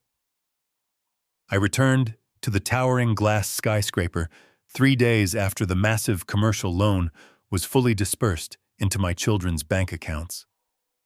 When the young receptionist escorted me into the spacious corner office, the entire atmosphere of the room had fundamentally shifted. It was no longer just a space for quiet, confidential civil litigation. It had transformed into a strategic command center for a major criminal takedown. Sarah Jenkins was not alone behind her pristine glass desk. Sitting quietly in one of the plush leather visitor chairs was a tall, incredibly imposing man with short military cropped hair and a sharp, deeply analytical gaze. He was wearing a dark, unbranded navy blue windbreaker over a crisp white dress shirt and a muted dark tie. Sarah stood up as I walked across the white marble floor. "Warren," she said, her voice ringing with a fierce, unmistakable triumph. "Please take a seat. I want to introduce you to Special Agent Miller. He is a senior investigator operating directly out of the Financial Crimes Division of the Federal Bureau of Investigation." The man in the dark windbreaker stood up and extended a firm, calloused hand. I shook it, feeling the quiet, dangerous authority radiating from his posture.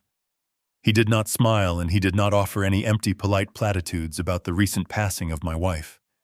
He was a man strictly dedicated to the cold, hard mechanics of dismantling massive financial fraud. I sat down in the leather chair beside him, placing my hands flat on my knees. I looked across the desk at my brilliant attorney. "We have them, do we not?" I asked, my voice steady and low. Sarah smiled that incredibly sharp, predatory smile that I had come to appreciate so deeply. "We have them entirely." "Warren," she confirmed, leaning forward and resting her elbows on the thick glass. "We let them build their fraudulent house of cards as high as it could possibly go, and now we hold the exact legal dynamite required to obliterate it. You see, Warren, if we had called the local police on the very first day, right after you discovered the forged signature and the stolen jewelry, we would have been dealing with standard state-level jurisdiction." She paused, letting the heavy legal reality settle into the quiet room. The original offenses, coercing a dying woman into signing a document and manipulating a medical patient, fall under the specific classification of state-level elder abuse and basic fraud. As despicable as those actions are, state courts are notoriously backlogged and frequently lenient with wealthy defendants who have no prior criminal history. Derek and Natalie could have easily hired high-priced defense attorneys, dragged the civil case out in probate court for 5 exhausting years, and eventually negotiated a pathetic plea deal that resulted in mere probation. They would have avoided a prison cell completely. But that is exactly why we waited.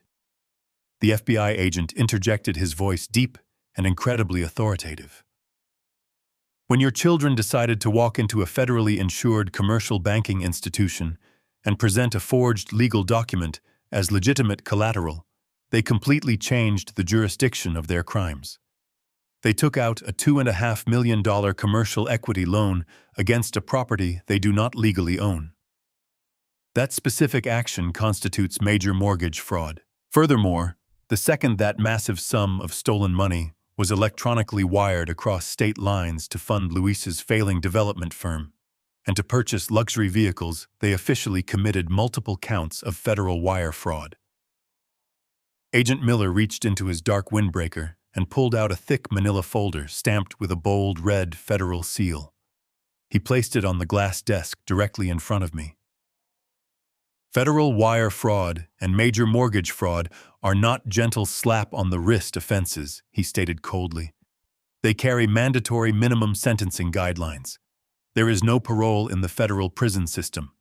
They have actively defrauded a major financial institution out of millions of dollars using completely fabricated legal instruments.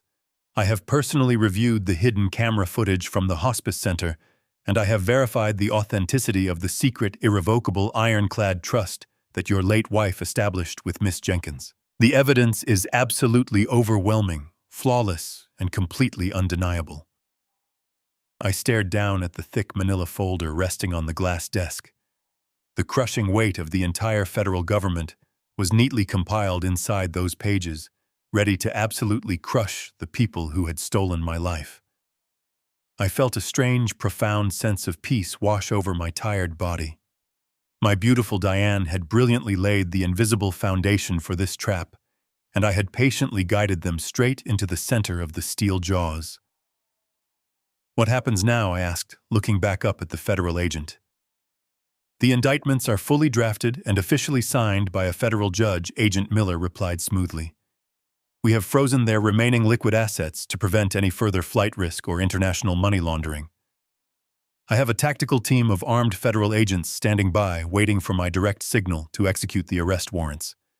We just need to coordinate the exact logistics of the takedown.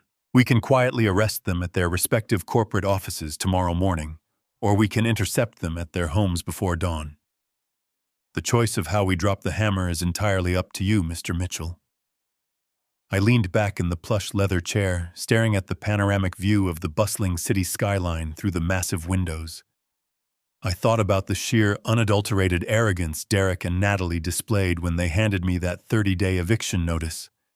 I thought about the cruel, patronizing smirk on Monica's face as she bragged about unlocking the equity of my home to buy a luxury car.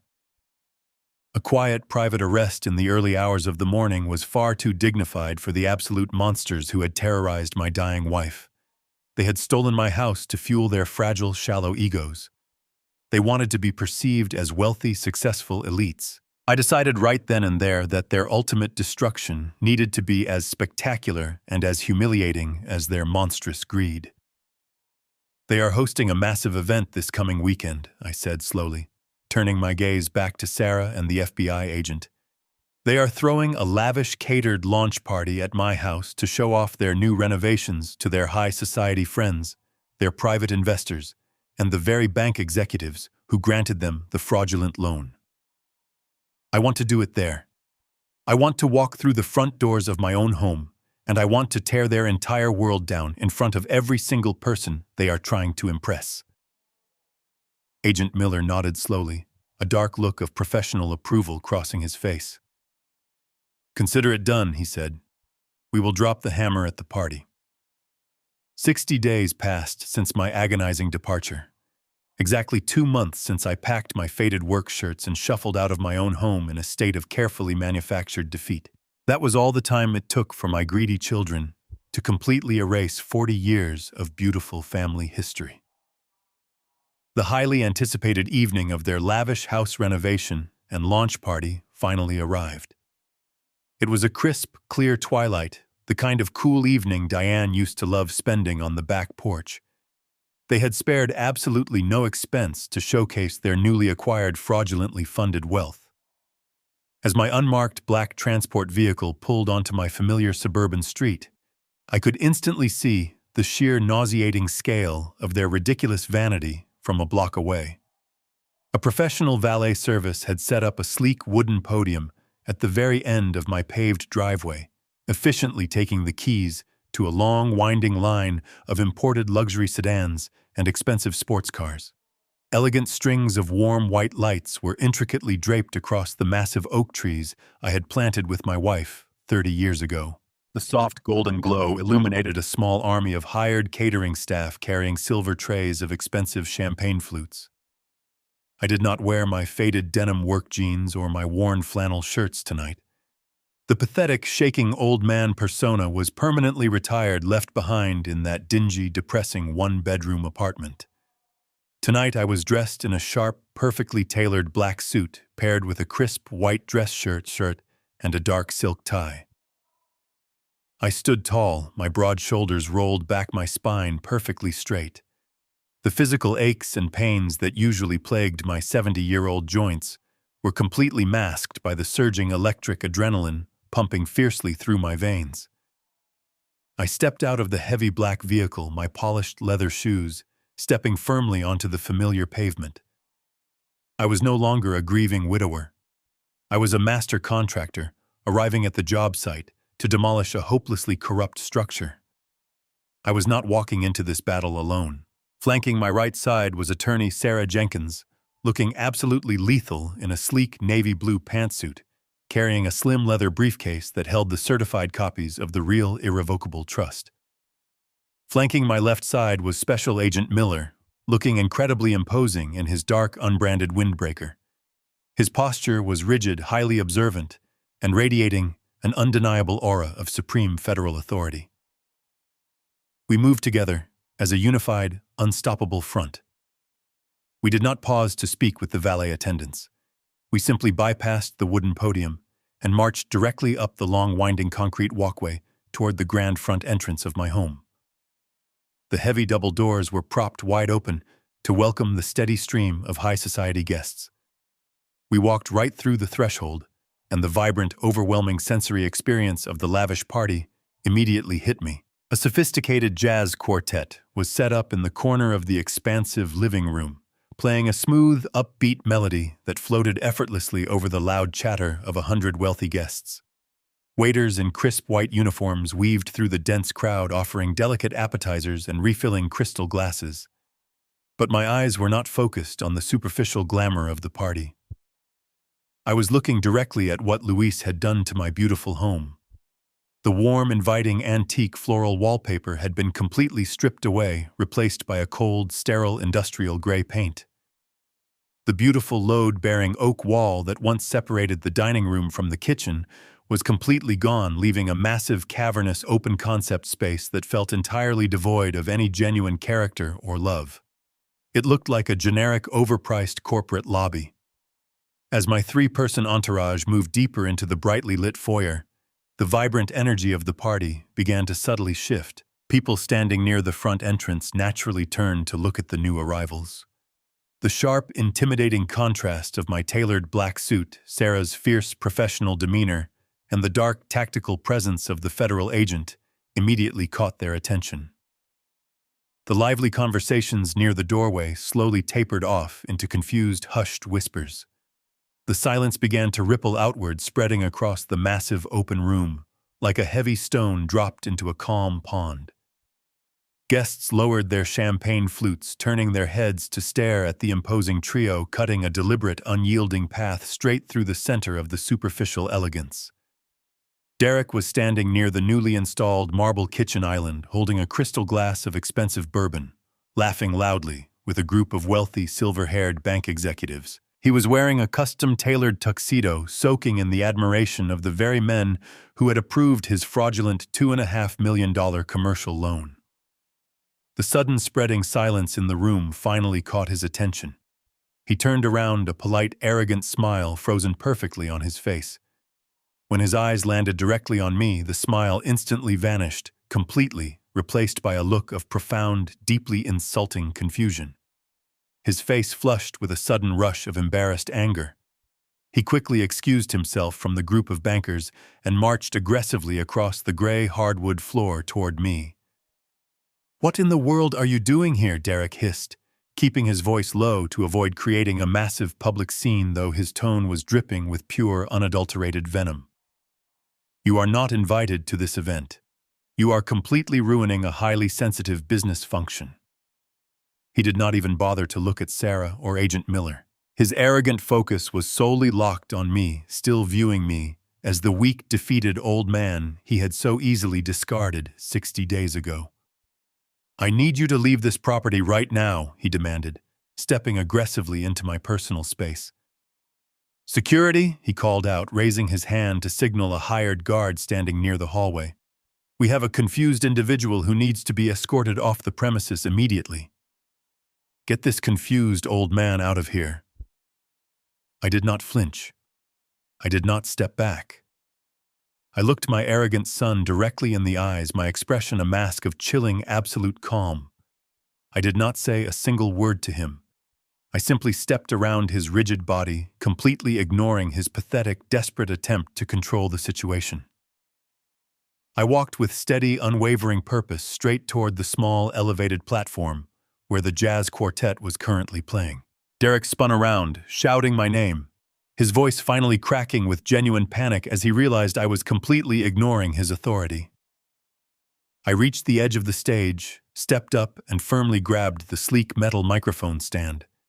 The lead saxophone player stopped mid-note, looking at me with wide, confused eyes.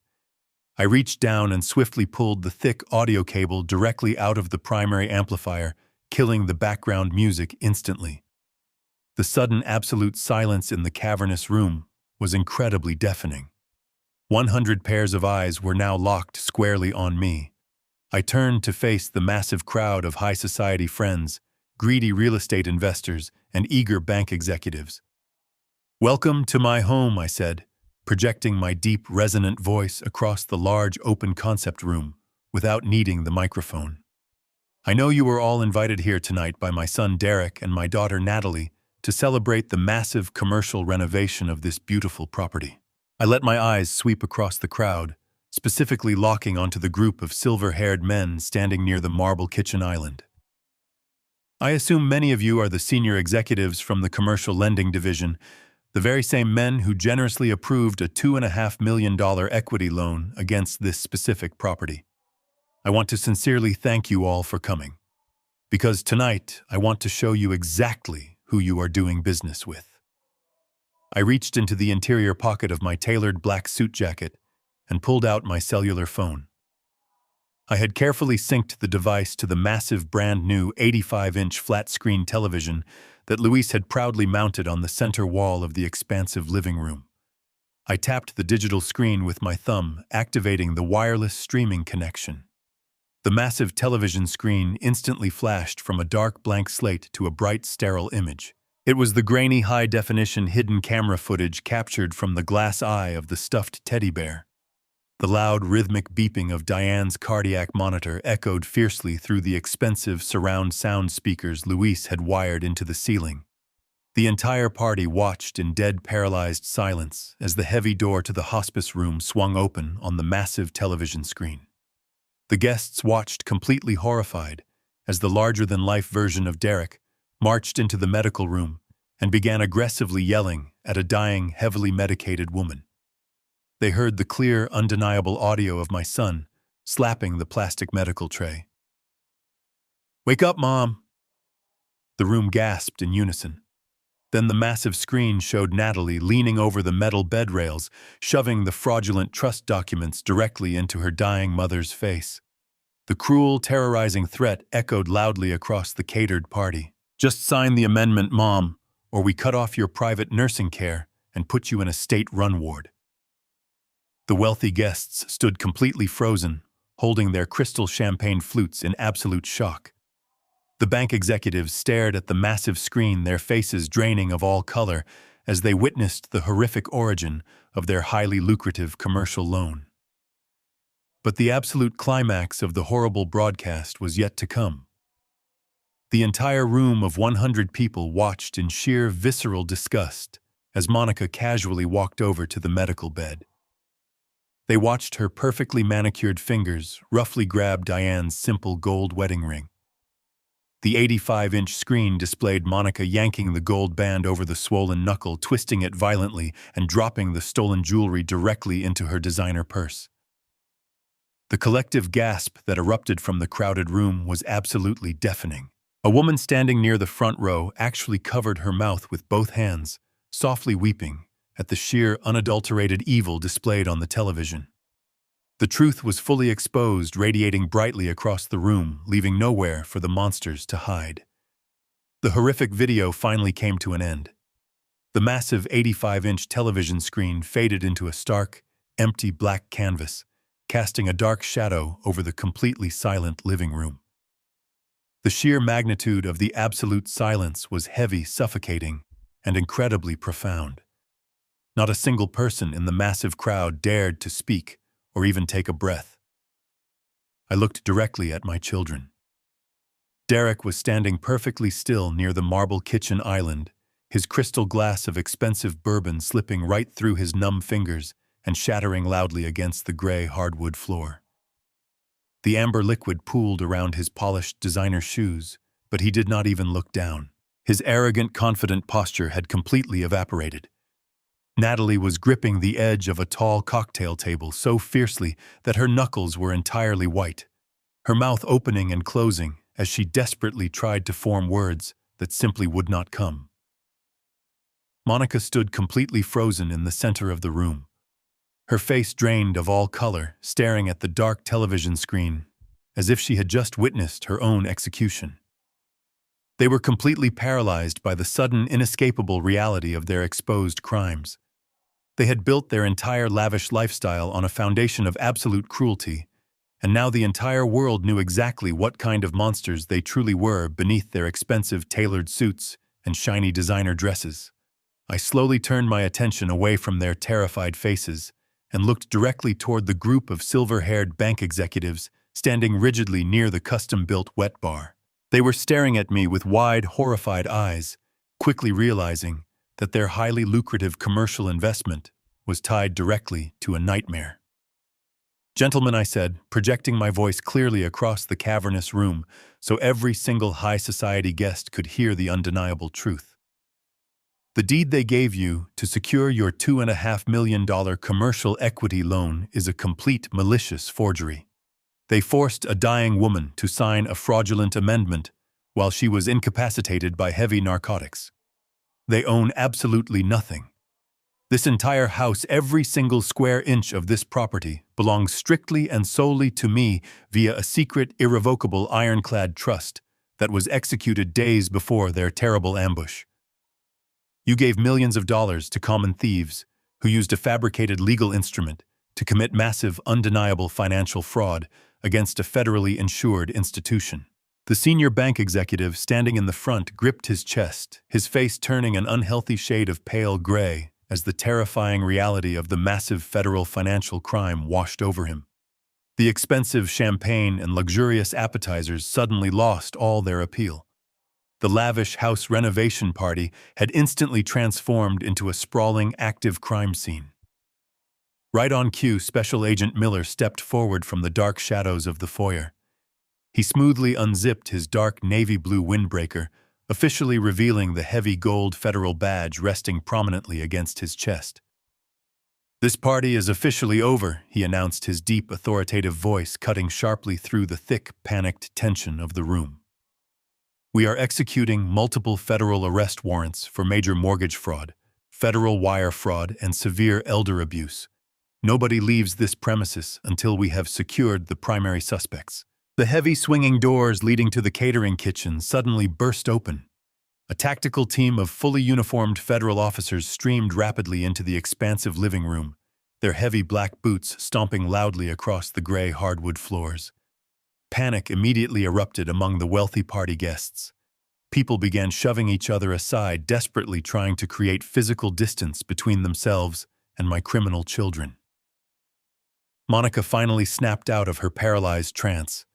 Pure, unadulterated panic completely took over her fragile mind. She turned swiftly on her designer heels and sprinted frantically toward the large glass patio doors leading to the backyard. But she did not even make it 3 steps. 2 uniformed officers intercepted her, instantly grabbing her arms firmly and twisting them forcefully behind her back. She began to scream hysterically, kicking her feet and sobbing violently as the heavy steel handcuffs clicked securely around her wrists. The glamorous, untouchable socialite was reduced to a crying, desperate criminal right in front of all her incredibly wealthy friends. Natalie collapsed against the tall cocktail table, openly weeping, as an officer firmly read her the Miranda rights, effectively stripping away her entire luxury real estate career in a matter of seconds. Derek did not try to run. He knew there was absolutely nowhere left to hide from this disaster. The crushing weight of the federal indictments forced him completely to the ground. He dropped heavily to his knees right in the middle of the spilled bourbon, entirely ruining his expensive, custom-tailored tuxedo. I watched him break down completely, realizing that his entire life was over. The empire he built on my sweat was turning to dust. He looked up at me, tears streaming rapidly down his red, terrified face. The arrogant investment banker was entirely gone, replaced by a pathetic, desperate child begging for a mercy he absolutely did not deserve. "Dad, please," he sobbed, reaching his shaking hands out toward me. "Please stop this right now. We are family. I am your only son. It was just a massive mistake. We got carried away with the money. Please do not let them take me away from here. I will go to federal prison for years. You cannot do this to your own blood." I stepped forward, looking down at the weeping, broken man kneeling on my floor. I felt absolutely no pity for his pathetic tears. I felt no sorrow for his inevitable suffering. My heart remained as cold and impenetrable as a solid block of freezing ice. "You are not my family," I said, my voice completely devoid of any emotion, delivering the final devastating blow. "You are just the trespassers I am evicting. Get off my property." 1 entire year has passed since that unforgettable evening, when the heavy steel doors of federal justice slammed completely shut on my children. The legal aftermath of their breathtaking arrogance was absolutely swift, incredibly merciless, and entirely public. Federal prosecutors do not offer gentle plea deals when they have clear, high-definition video evidence of severe elder abuse combined with meticulously documented trails of major commercial mortgage fraud. The highly publicized trial was an absolute spectacle of sheer humiliation for them. Derek and Natalie were both officially sentenced to serve 8 long years in a maximum security federal penitentiary. In the federal prison system, there is no early parole for good behavior. They will sit in those cold, sterile concrete cells for nearly a decade, completely stripped of their designer clothes, their luxury vehicles, and their overwhelming unearned pride. Their massive social empires collapsed into dust almost overnight. Luis, the sleazy commercial developer, who had so casually measured my kitchen island while I wept for my wife, found himself completely buried under an inescapable mountain of debt. The federal government immediately seized the $800,000 Derek had illegally funneled into his failing business. Without that stolen cash to hold off his aggressive creditors, Luis was forced to declare total bankruptcy. His shiny development firm was entirely liquidated, and he was left with absolutely nothing but a ruined reputation. Monica, the deeply entitled socialite, who had violently ripped the gold wedding ring off my dying wife, faced her own unique brand of poetic justice. When the federal agents froze all their financial assets and confiscated her precious new electric vehicle, she immediately filed for divorce, desperately trying to distance herself from Derek's massive criminal fallout. But she could not run from the staggering mountain of personal credit card debt she had recklessly accumulated. Today, Monica is working the afternoon shift behind a cash register at a generic retail clothing store in a standard suburban shopping mall. She spends her days bitterly ringing up purchases for the exact same working-class people she used to look down upon with such profound, unadulterated disgust. It is a perfectly fitting punishment for a truly cruel, relentlessly greedy woman. As for me, I did not stay in that massive 4,000-square-foot house. After the chaotic dust of the federal arrests finally settled, I hired a team of genuine, hardworking craftsmen. We systematically erased every single terrible modification Luis and his cheap contractors had inflicted upon my beautiful property. We repainted the cold gray walls with warm, inviting colors. We repaired the structural damage, and we respectfully restored the profound soul of the building that Diane and I had originally poured our hearts into.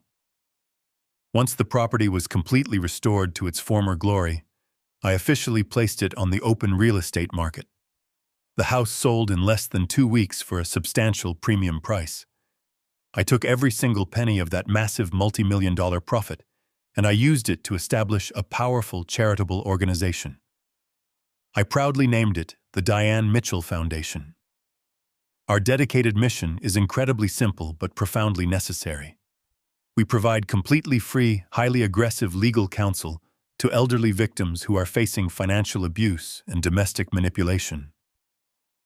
I actively partnered with attorney Sarah Jenkins to build a relentless team of legal experts who specifically hunt down greedy relatives and predatory financial scammers. Diane's incredible brilliance and her quiet, fierce courage are now actively protecting thousands of vulnerable senior citizens across the entire state. Her beautiful legacy is no longer tied to a static wooden building, but rather to a living, breathing shield of justice that actively defends those who cannot defend themselves. I am finally healing from the horrific wounds my own children inflicted. I purchased a much smaller, perfectly manageable single-story home on the quiet edge of the city. I spent the last few months working in my new garage building, a beautiful set of custom oak cabinets for my own modest kitchen. The physical labor was deeply therapeutic. The smell of fresh sawdust and wood stain brought a genuine lasting peace to my tired spirit. I finally retrieved Diane's simple gold wedding ring from the police evidence locker after Monica was officially processed. I threaded the beautiful gold band onto a sturdy silver chain, and it now rests securely against my chest, right over my beating heart, exactly where it belongs. I am sitting comfortably at my new kitchen table right now, watching the golden morning sun rise slowly through the window. The rain has finally stopped falling, and the sky is incredibly clear. I raise my ceramic mug and take a long, satisfying sip of hot black coffee. The bitter, robust flavor tastes absolutely perfect. I look directly at the camera, thinking about the profound journey of this past year. My children made a fatal miscalculation. They looked at my gray hair, my aching joints, and my profound grief, and they thought I was just a tired, broken old man who would simply surrender. They completely forgot that a man who spends 40 long years carefully building deep, solid foundations knows exactly how to tear them down to the absolute studs. They tried to build their greedy, pathetic kingdom on top of my sorrow, and I systematically demolished every single pillar of their lives. This world is full of difficult challenges, but goodness will prevail. If you loved hearing this story of ultimate justice, please hit the like button right now and subscribe to the channel so you never miss another video. Share this story with someone who needs to hear it. And always remember, true wealth is not what you aggressively inherit from the people who raised you. True wealth is entirely defined by how you treat the people who sacrificed everything to give it to you. Thank you so much for your time, your wonderful comments, and your continued support. I will see you in the next story.